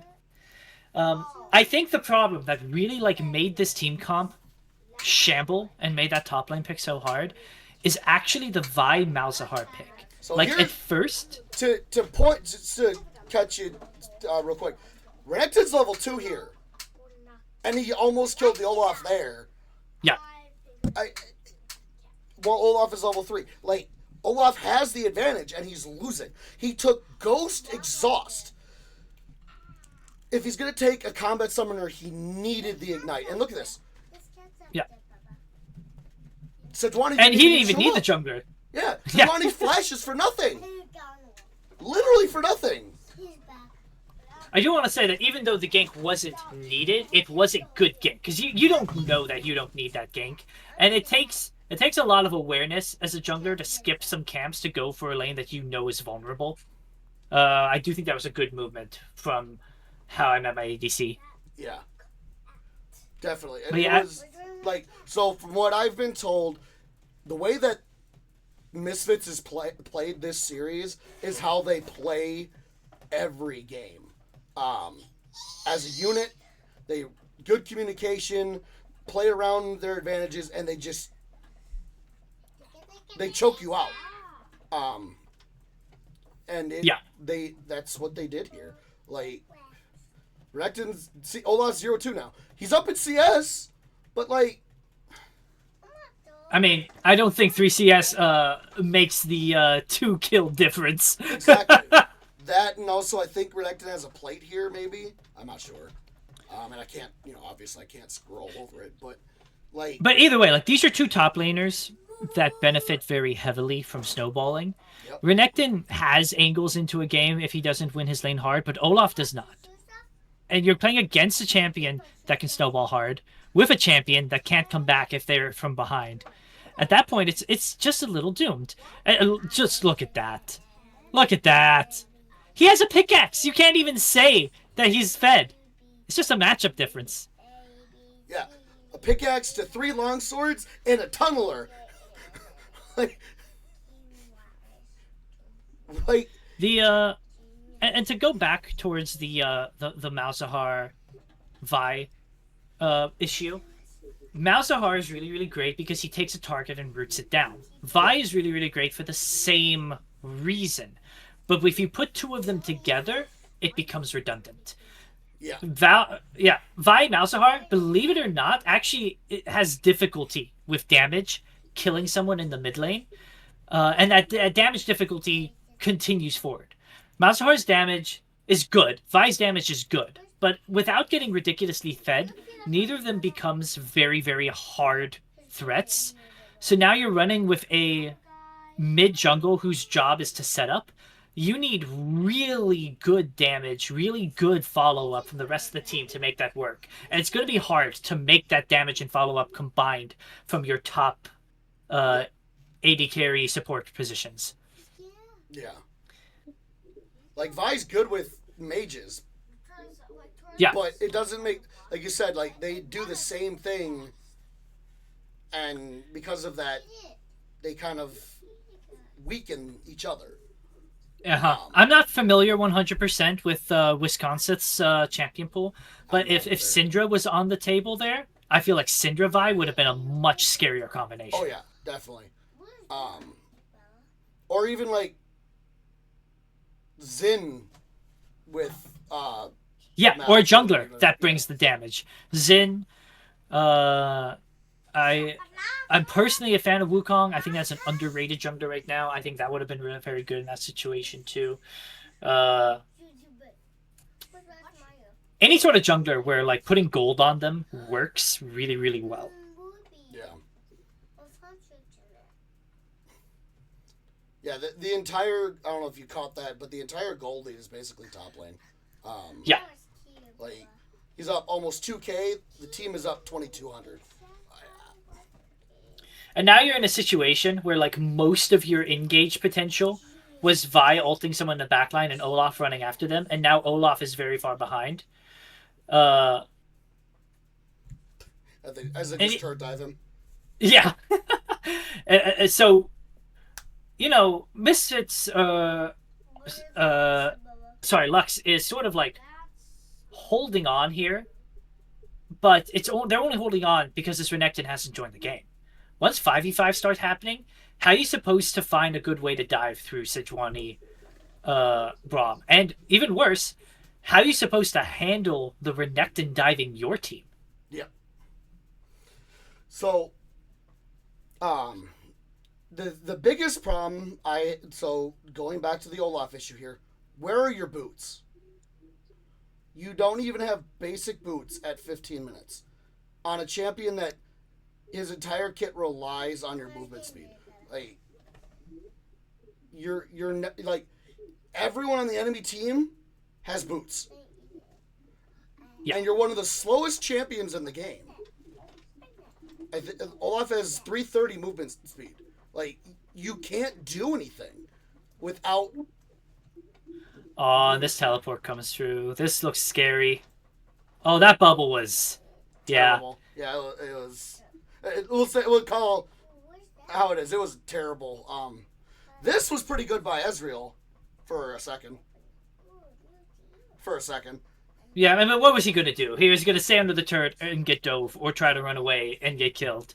And, you know, like I said a second ago, they were holding on because Renekton hadn't, you know, moved his gold around the map. Lo and behold, teleports bottom, busts the game wide open.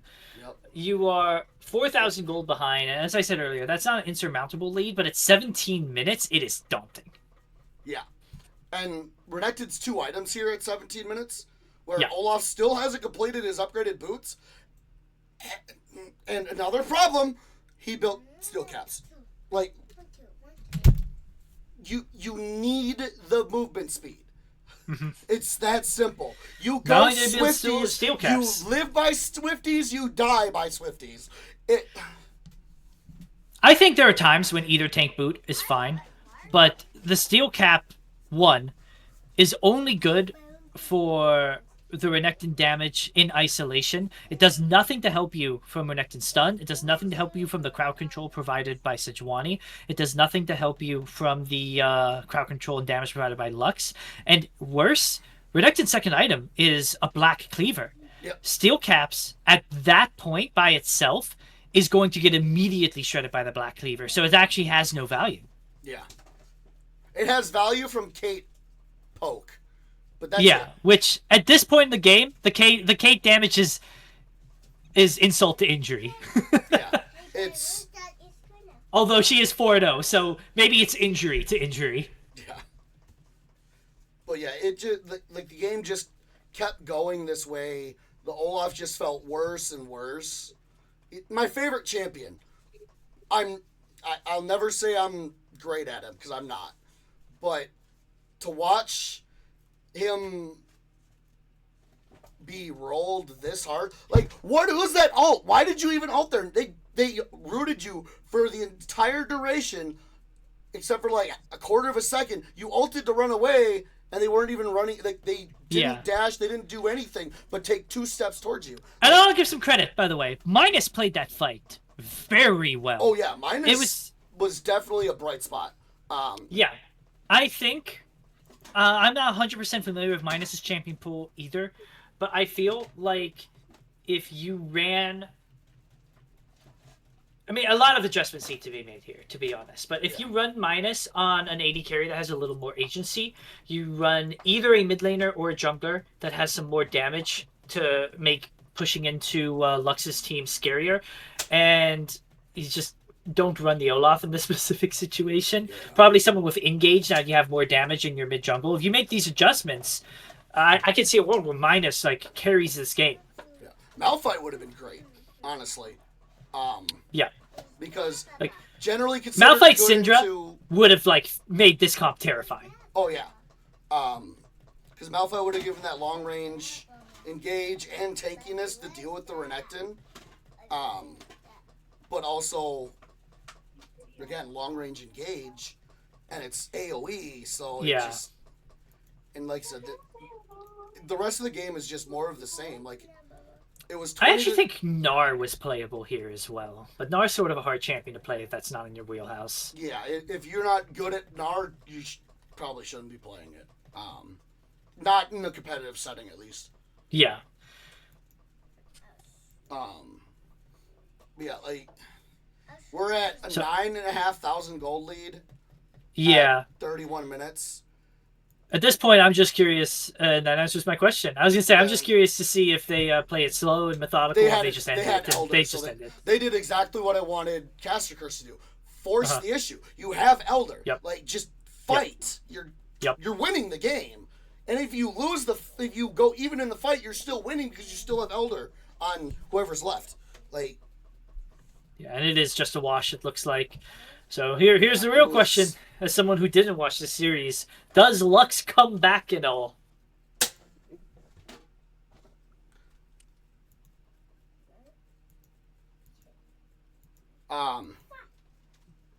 more Nautilus. I'm always down to cast Nautilus. I'm always down to cast Rumble. Love Rumble. I did, although, hate that they picked both solo laners blind. Absolutely hated it.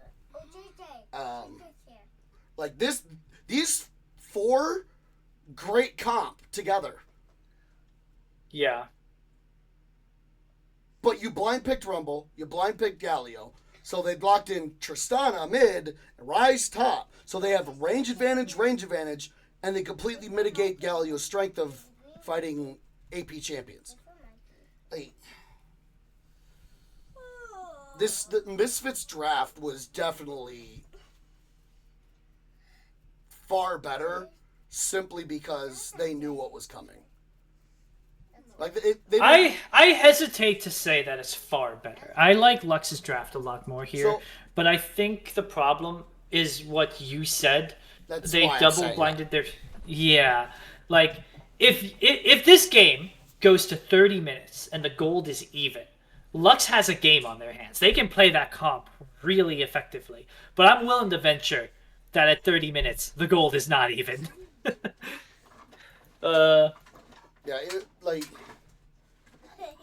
And once again, you had the counter pick here. If you have counter pick and you've saved jungle mid for your last two, I don't know why you can't just pick Jarvan on 4. Yep. Be happy to have the Jarvan Rumble combo, because that alone is effective, and then flex whatever pick you need to make the mid lane work. Yep. Stop. Yeah, and the biggest problem to start the game is this right here. Like, what are you doing? Like, what? I don't know if this is a hot take, but it's known that like invades have dropped off the face of the earth with this new season of 2026 and the faster spawn times, and I think a lot of teams have forgotten like their checklist for invades. Yep. So in competitive environments, because teams talk about them and you're not at the mercy of your solo queue, invades happen more often. But without the practice of solo queue invades, you've forgotten your do's and don'ts.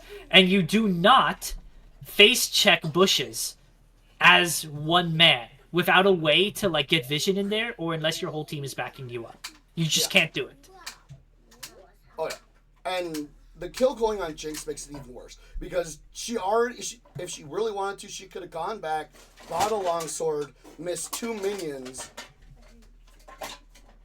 and come back and absolutely abuse the lane. Yeah. But, And I think even though she didn't take that early back, I think Jinx is one of the best picks into Sivir because in team fights the two kind of do similar things.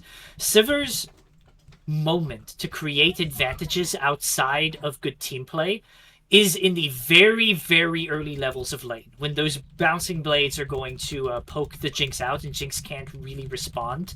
When the boomerang blade is just a more effective method of poke than the Jinx zap. In those early levels, like pre-6, you can bully, create CS advantages, get some plates. But that early kill on Jinx means that whatever advantage that you build is negated because you're down 300 gold. Yep. Yep. And them getting the kill top lane, yeah, that's great. But the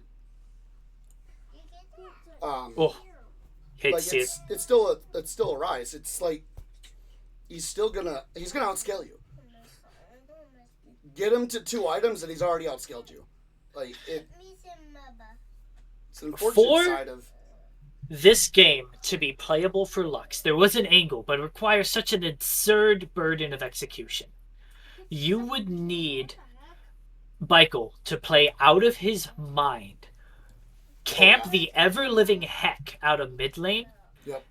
and have the Rumble roam with those camps so that even if Tristana tries to jump out of the Jarvan ult, then you drop the Rumble ult and now she's stuck there.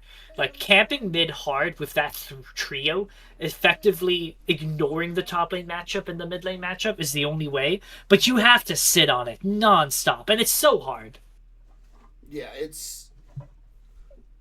like I said, I really liked Lux's draft. It's just again the blind picking. Even if you were planning on picking Galio,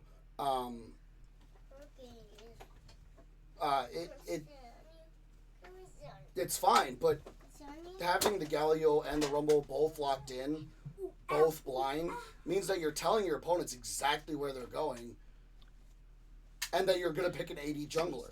Like, yeah, if you pick an AP jungler, you're kind of trolling, to be honest. Oh gosh, I forgot about that. We don't talk about that. Rumble ult is one of the hardest abilities to target properly. It just is. But it's so counterintuitive because for those of you that may not have played with a Rumble ult, in order to target it correctly, most of the time you have to start targeting it nowhere near the person you're trying to hit. Yep. Which, especially if you're trying to slam it down in like a split-second decision, it's so hard to get that muscle memory down right. Yep, and it's a click and drag. It's so frustrating sometimes because even if you think you do it properly, you're not going to get it right every time. Yeah, I it's one of the biggest reasons I'm glad that I was around when the game started, because I was there for Rumble's release, and it was a lot easier to find the time to learn how to ult with him when there was only 40 champions to play. Yeah. So here we have a good play from the Rumble. He teleports in blind for the rise and just kills him because he places ult where he needs to. What happened to Rise ult there?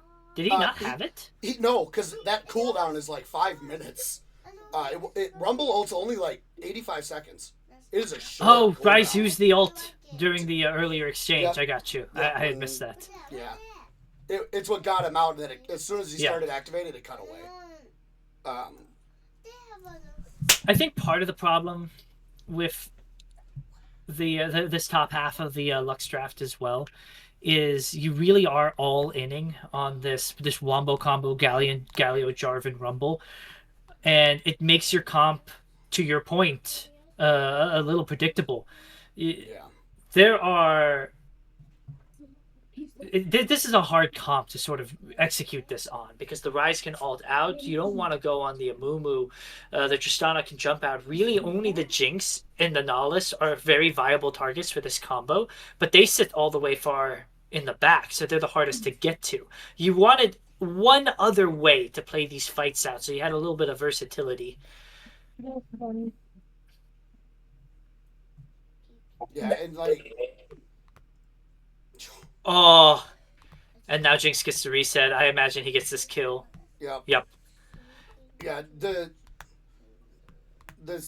mid bot absolutely kind of like ran away with this.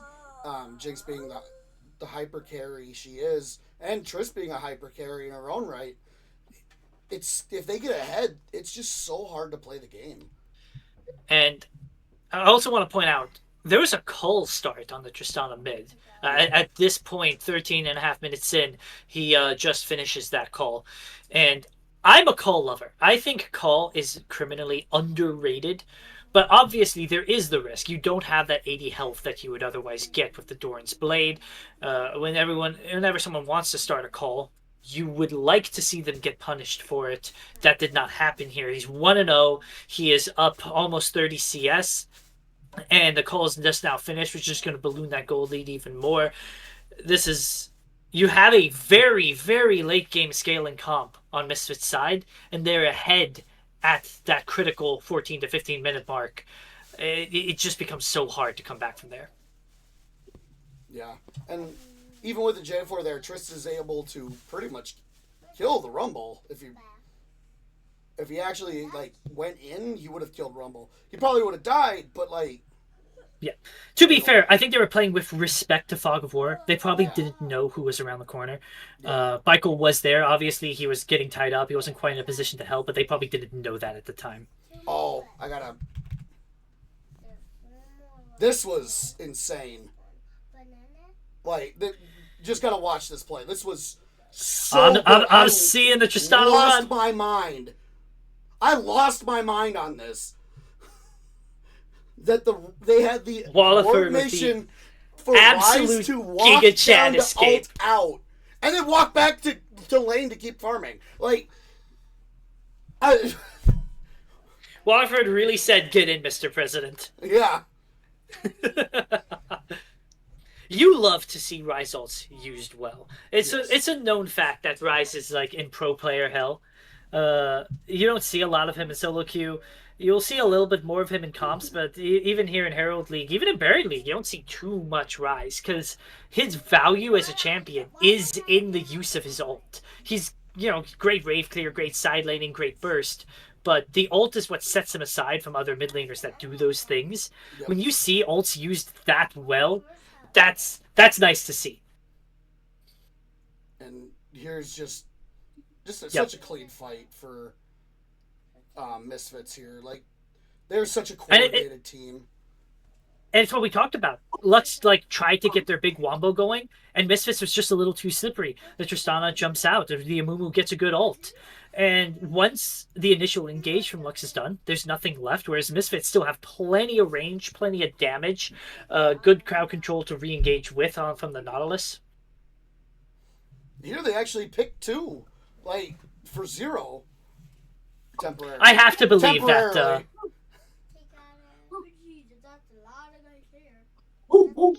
They're trying. All the Rise. And, at this point, anything that, and when I say anything, I mean everything that Misfits got on the back of this is Misfits' wallet.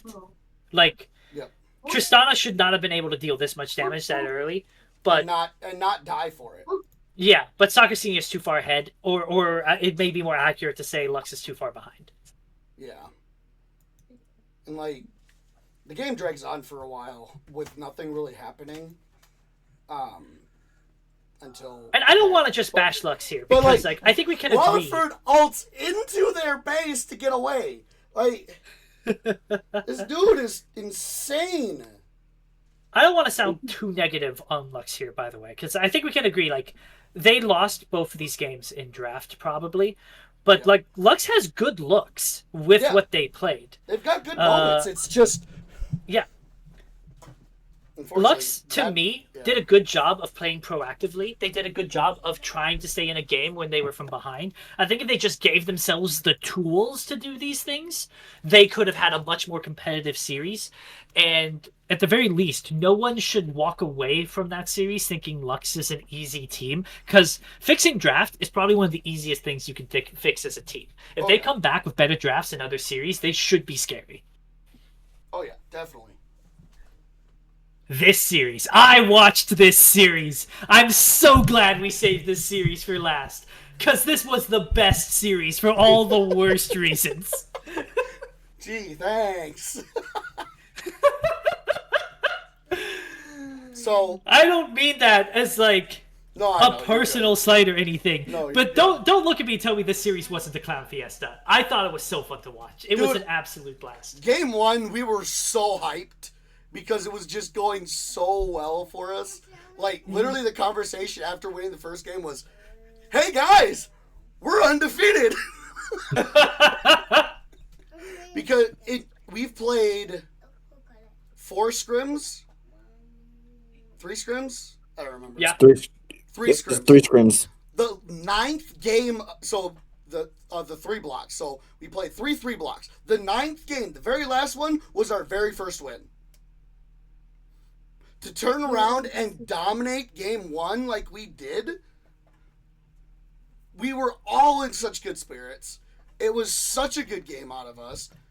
The only problem I had was that the casters were basically calling me a cheater. I don't remember that.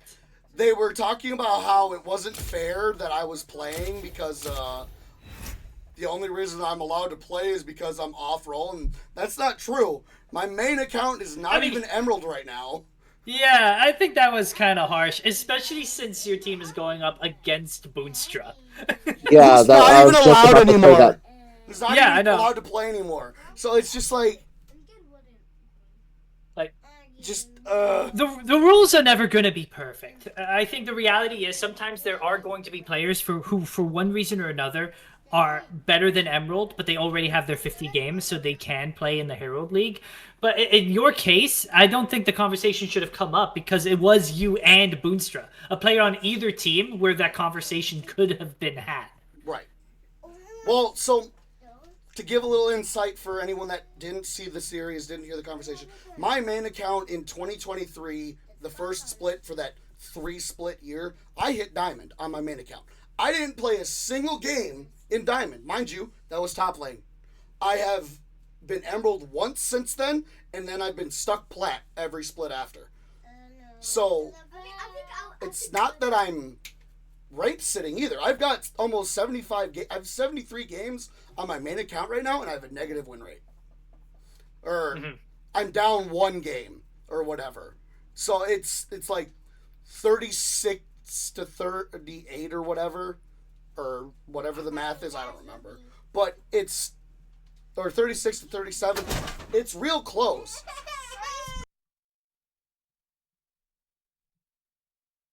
Now, do you want to walk us, because this is your series, you want to walk us through this draft?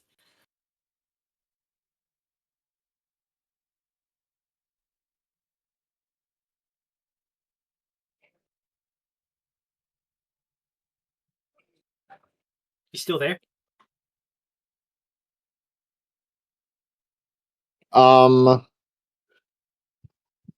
He's having issues with the kids at the moment. That's why he's muted himself.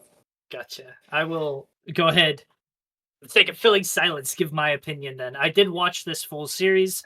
So did I. I'd certainly hope so. Did you want to talk about the draft then, or did you want me to give my thoughts? To be fair, I didn't really pay attention during the draft too much. Fair enough. If I was to if I was to judge this this first game based off of the draft alone, I actually think both teams drafted really, really well. I slightly prefer the draft from your team, from the Psychos. And I think this is largely, and we're seeing this a lot. I'm seeing a theme from going through all these games. I think it's largely because of the set last pick. You have the last pick set, so you should know that Gwen is your top lane, and Maokai is your support. Support Maokai isn't going to stack a lot of health. Uh, Xin Zhao doesn't either, as far as like the bruiser pseudo engaged junglers are concerned. He is not what I would consider a particularly tanky champion. His tank comes from the fact that his ult makes him immune to damage from outside. Set has no good target to ult into the enemy team. I don't think it's a bad pick in per se, but it feels really not. ineffective. So I think they picked it for the lane matchup because Set definitely had the advantage in lane. Sure, he's played it out of his mind overall, but he was getting bullied in lane by Set. So I think that was the whole reason why they picked Set was for laning phase, hoping to get an advantage and be able to spread it across the map.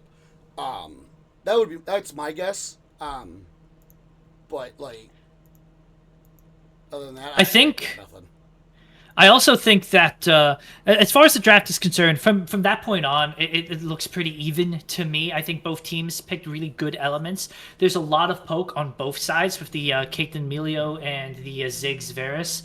I also think that to kind of correct the problem I had with Lux's team, where they had the Malzahar and the Vi combination, I think Malzahar Nefiri is a very strong combination. Oh, definitely. Because, yeah, you ult with Malzahar and Nefiri brings the damage.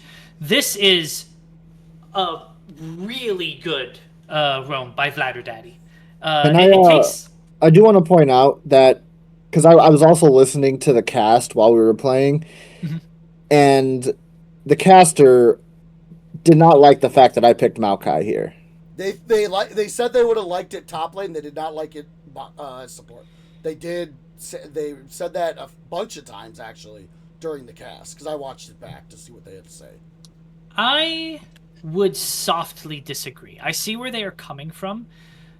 If memory serves, you early picked the Maokai, and you probably were able to flex it, correct? Yes, we picked it second. I think the thought Bullet process with where they were coming from is Maokai doesn't really do much for the bottom lane. Like, Maokai's going to get bullied by Caitlyn Melio for sure. But Varus can farm pretty efficiently on his own. His ult gives some lane presence, so you can't just play the bottom lane for free. Obviously, you pick the early Maokai and you need to keep it, and it does give you engage. I think if you ran the Maokai into Set, you're going to end up with a much tankier target. You're going to end up with a Set that will follow him around.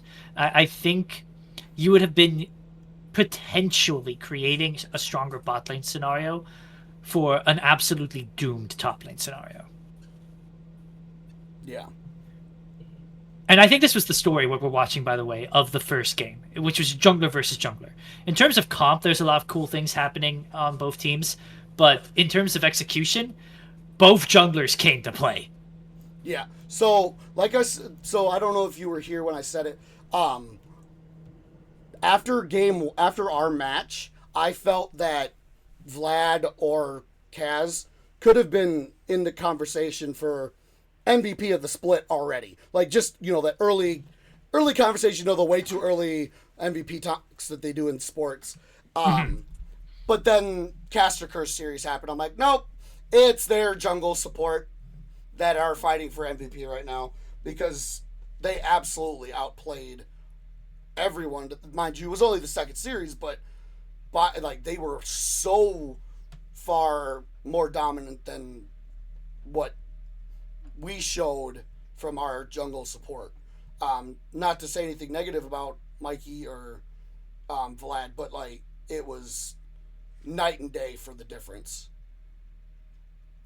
And to be fair, part of that could just be because of the matchup.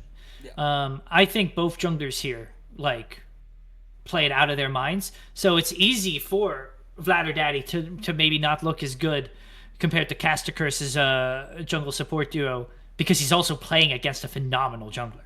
Yeah. I was so And proud look of- at this. We're 13 I was so minutes proud into of myself this game. here. I got out of that. I got out of this by flashing and killing Millie and then walking away. I got out and caused it to be a 1-for-1. This is how I wish my team had played in the series. A lot less afraid, a lot faster, just willing to take these sorts of aggressive fights. This is by far the fastest game we have looked at so far. 15 kills in 14 minutes. Sorry. Yeah, it was a bloodbath for a lot of the game. But it slows down, but only for short periods. Like, we didn't have a kill for 3 minutes and then we get 2 more. And your set just absolutely.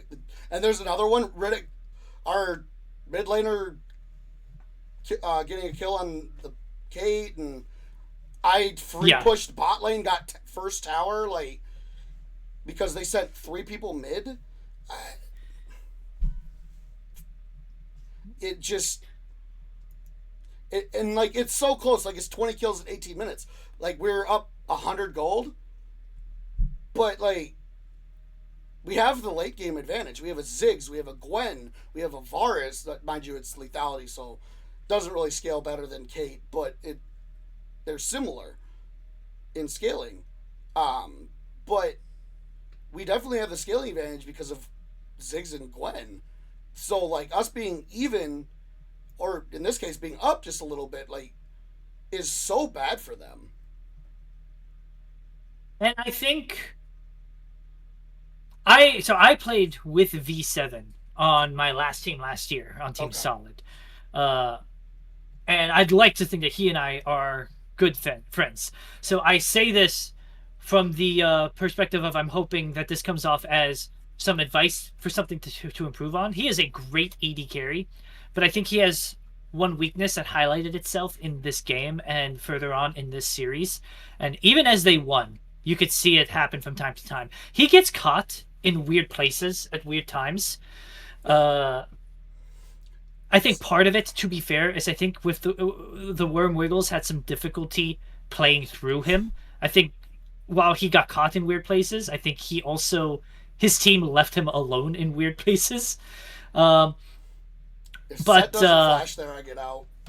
Yeah, I think a lot of the advantages that you start to eke out in this game are because he gets caught, and you've got Souls here on this very strong Neferi. Past a certain point, you gotta follow the buddy system. Souls is gonna start picking people off. Yeah, and like that showed itself, Souls being 4-1 and 2, but yeah, again, like, I wish I could find that one fight where I get that really nice snipe. I know it's not for a while, but we definitely, like, it, and like, we're down 1K, but it doesn't feel like it. Because I think you said it best at the top of this this Midwest Weekly. It's mental. Yeah. I think you guys are playing like you can win any fight, and therefore you can win any fight. Yep. Which it's so I want to throw some props out there. Riddick's his mental in the past has been a major problem for him as a player. And he was in good spirits the entire series. He's talked about quitting League recently, as recently as our first 2 scrims. But he played out of his mind for a lot of this series. Yeah. And he played really well, again, for the most part. Like, but we all had rough patches. Like, I'm not an AD carry player. I'm so used to playing juggernauts and fighters that, like, I die in weird places because I'm so used to having 1,500, 2,000 more HP at all times. And half the time I end up dying too because I'm trying to help you. Yeah. I know that struggle. Yeah. And it's because I forget that I'm not tanky. And That's the main reason I've never played ADC is because I don't like being squishy. I don't like getting popped by one ability. So it's for me, this is a huge learning curve that I'm getting the grasp of on a couple of champions, but For again, anyone that wants to switch to AD carry and doesn't know if it's for them or not, AD carry is a weird role. I'm an AD carry main, so I think you can trust it when I say that it's one of the easier roles to play because there's only two things that you have to do well as AD carry. But most people aren't used to having to hyper focus on two things. One of them is farm. You gotta get really good at farming. And the other is not dying. You have to track cooldowns. You have to be very careful with your positioning. If you can do these two things, you can play AD carry. What a Q, by the way. That is a scary amount of damage to come out from that Varus. yeah. So, and like what you were saying, like the things that you need to be good at. Like I was at 10 CS per minute for like 17 minutes in this game, and then we started fighting pretty regularly, so I wasn't able to farm as much because I'm splitting CS with everyone else. At this point in the game, you are far enough ahead that it's less about how much you're farming and more about how much more you are farming than your opponent. And at this point in the game, you're farming considerably more. Yeah. And I'm not an AD carry player. So the fact that I'm CSing this much better is, to me, is like something I'm proud of. But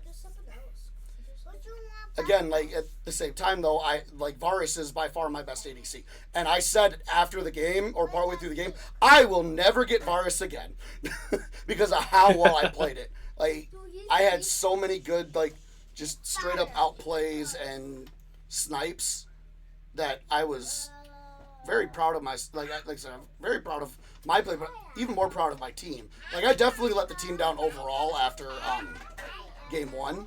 Like I did my part game 1, but I didn't do my job games 2 and 3, which is what led to us just kind of slow bleeding. I think there was more to it than that. I mean, we'll talk about it when we get to game 2 and 3, but this, if you can believe it, is like the tamest of the 3 games that was played. I will tell you this much. I will be caught dead before I miss another series that you guys play. Because you were the most fun team to watch. Which is so funny that that's the case because that's what gets said about Insane Banana Pasta, my main team too. So it's just, everyone loves tuning into our series because they never know what to expect.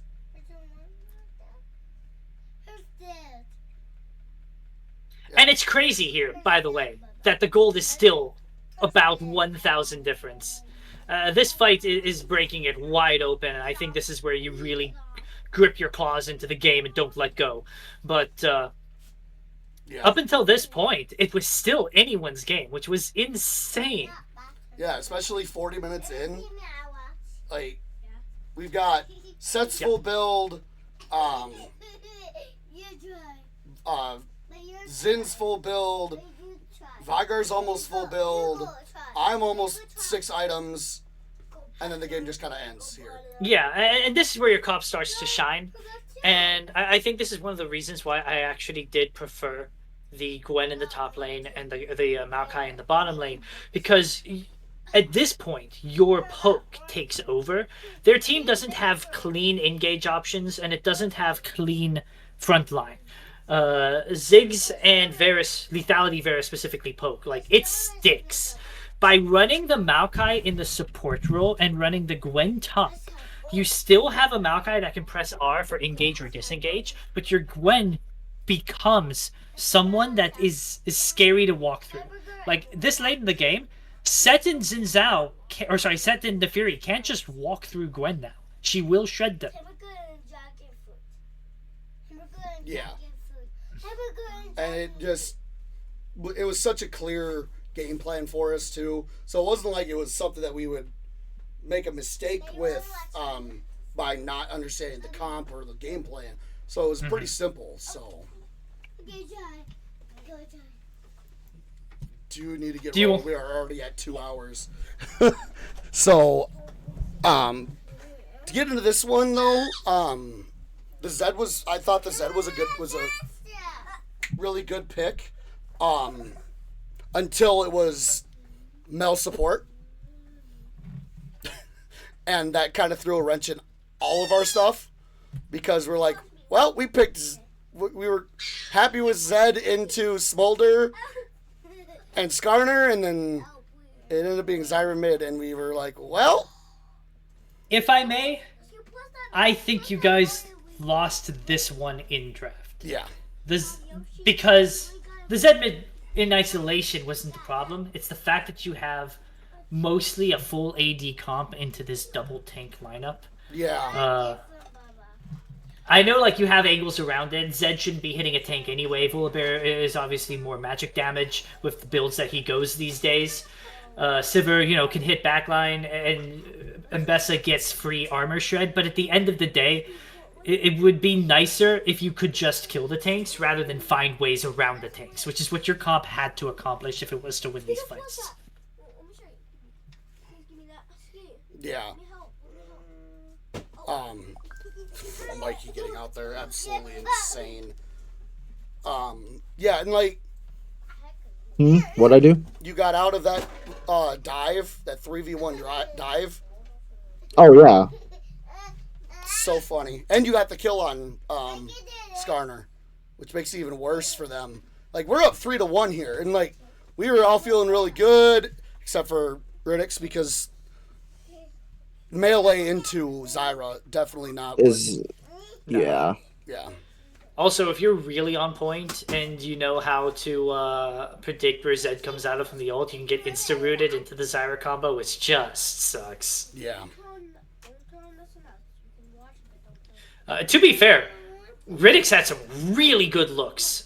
He found some great angles. He absolutely killed some targets that had no business dying, and then he found the angle for it. Yeah. I really think that, like, if you had found some good source of magic damage somewhere so that you could more properly punch through tanks, this game should have been very winnable for your team. I think I liked Worm's comp, but I feel like it was a little bit too much of a slow burn, literally. Yeah. With Smolder, Mel, Zyra, it takes a long time to kill targets because you really are like relying on a lot of that burn damage until you hit your very, very late game points. The only reason why I think this game was so rough for your team was because you had to play into these double tanks with a full AD comp. Yep.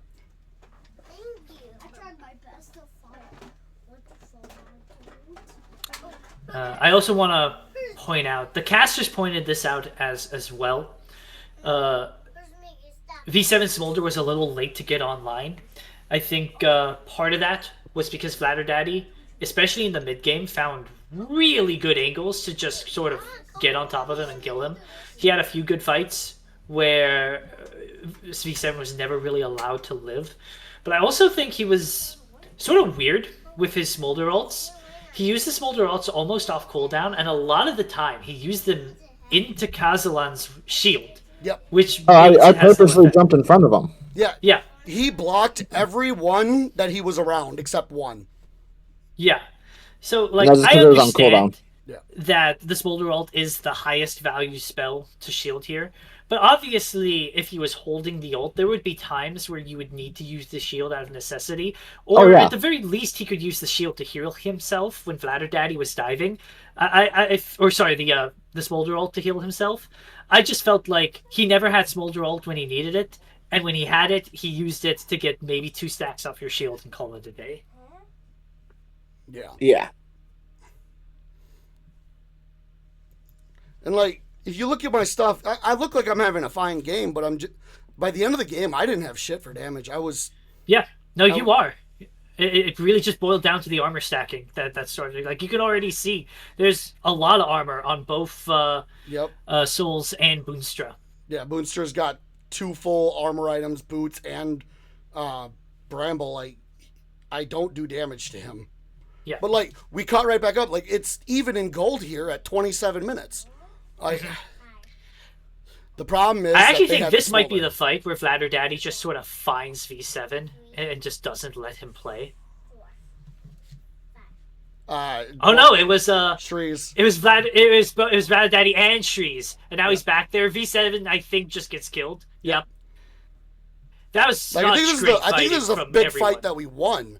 But it just didn't quite do enough. And this is like sort of the scary part. Like, you won this fight because you found those angles around the tanks. But it's so hard to do that consistently. Oh yeah. And like, I was still slapping the tanks because I couldn't get to the Zyro or the Smolder because of them. Yeah. So I was still just hacking away, hurting myself. And credit to... There's one of those Smolder ults I talked about. Credit to If the Worm Wiggles. I feel like of all the teams that we saw, that we've watched, they seem to be the most willing to push an advantage. Most teams, when they built a 3,000, 4,000 gold lead, use that lead to find more fights, to build that lead before ending the game. But we just saw, with a 3,000 gold lead, with If the Worm Wiggles knocking down on inhibitors. And I think that's impressive, that decision to go for the jugular. Yeah. And part of it is probably because they realized that their tanks were online. And it was probably just too hard for you guys to kill them at this point. I mean, here we are, 3,000 gold lead, and they're hitting your Nexus. This game, on paper, should have been winnable by either team. Yeah. I think it really just boiled down to the tank difference. Yeah. All right, I have some questions for you guys on the draft here. Tee. Go for it. All right, Urgot, Poppy, run me through the scenario. Where is the angle? I want to know the dark tech. The Poppy was a flex at that point.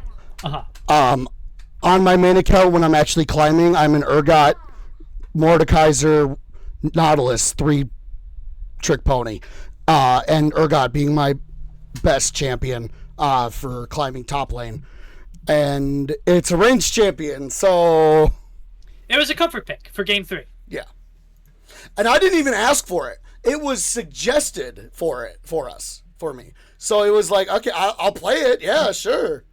And we grabbed Poppy because Quinn. Quinn. Yeah, Quinn and Lee Sin. Yep.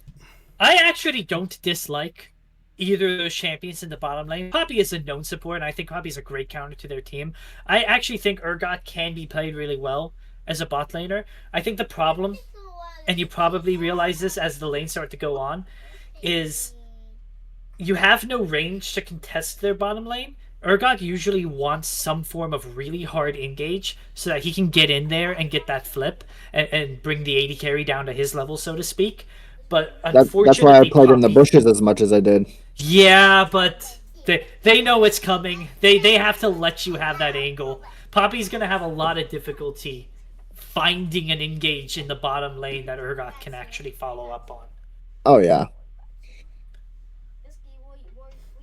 Yeah, it's something we've played in the past as a team, and we believe that there's angles where it's good, but and I think if you were playing into another melee support, it would have had a lot better value. Yeah, the Kog'Maw didn't feel bad. It didn't feel like it was a problem.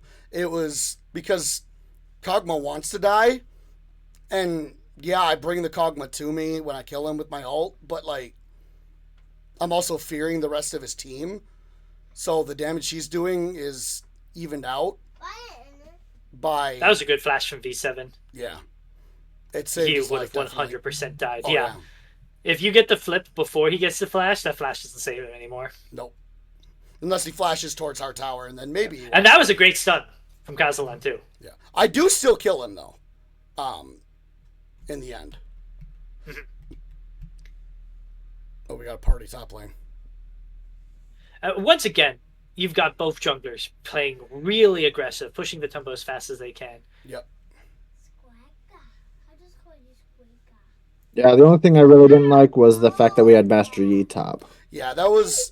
When that ended up being the decision, I was like, oh no. But it was the reason that we picked it was we assumed it was for some reason the thought was, oh, it's Quinn top, Lissandra mid, despite their mid laner playing Quinn mid. Uh-huh. Oh, then here's the Quinn gank. I forgot about this. Yeah. Oh, do I get a kill in that? I do. Oh, because she left. Oh, no, she's not there yet. I'm skipping around too much, too fast. I'm trying to get through it because we're at 2 hours 20 minutes. So we're way past where we want to be. And the fail flash, that's the other side of it. Yeah, that's the only reason I get the kill. That was Quinn definitely got a just a little little greedy too there. much too far from Marth. Yeah, they got really greedy, and literally all I had to do was walk up and just slam her into the wall, and she was all his. Yep. Yeah, I also think Master Yi top has like angles and times when it's good. Oh But yes, Yi wants setup because he can't be the first person in. And unfortunately, the most setup that you have in a nutshell is going to be the Nocturne ult. Nocturne can be first person in, but usually he wants someone in with him. And Yi doesn't want to be that guy because Nocturne doesn't create enough presence to stop the team from all just turning on Yi as soon as he enters a fight. And that's where things get kind of dicey. It's so hard for him to actually get on the targets that he wants. I almost one-shot the Quinn there, and it felt so bad that she lives. Because, like, I did so much damage so fast that it just didn't do anything because, mind you, we ended up getting the Lee, but that's all we get, and then we lose the fight hard. It's just... It's unfortunately a bit of a oh, range Boomstra problem. showed up. Yeah, the whole team, everyone showed up except for Yi. No, but Boomstra turned that fight for them. Yes. Yeah. It's unfortunately a bit of a range problem because Or got Boomstra... short range, very short range. Yeah, like, Boomstra showing up by itself isn't necessarily the problem. It's that V7 is free hitting here, and because Boomstra showed up, he gets to keep free hitting. He's another body, he's another source of crowd control. And at the end of that fight, you see V7, the only one still full health. Kog'Maw free hitting is just too much damage to sustain. And you didn't have like proper range to be able to get through to him to pressure him off of the fight. Yeah. To be fair, I do think the Kog'Maw's a bit of a deep pull because they really did want good range here to make it so that the Urgot, the Master Yi, the Nocturne had to like really fight to get on him. And Urgot's not a champion Kog'Maw is not a champion people really think about when you try to dig deep for your range options. Yeah.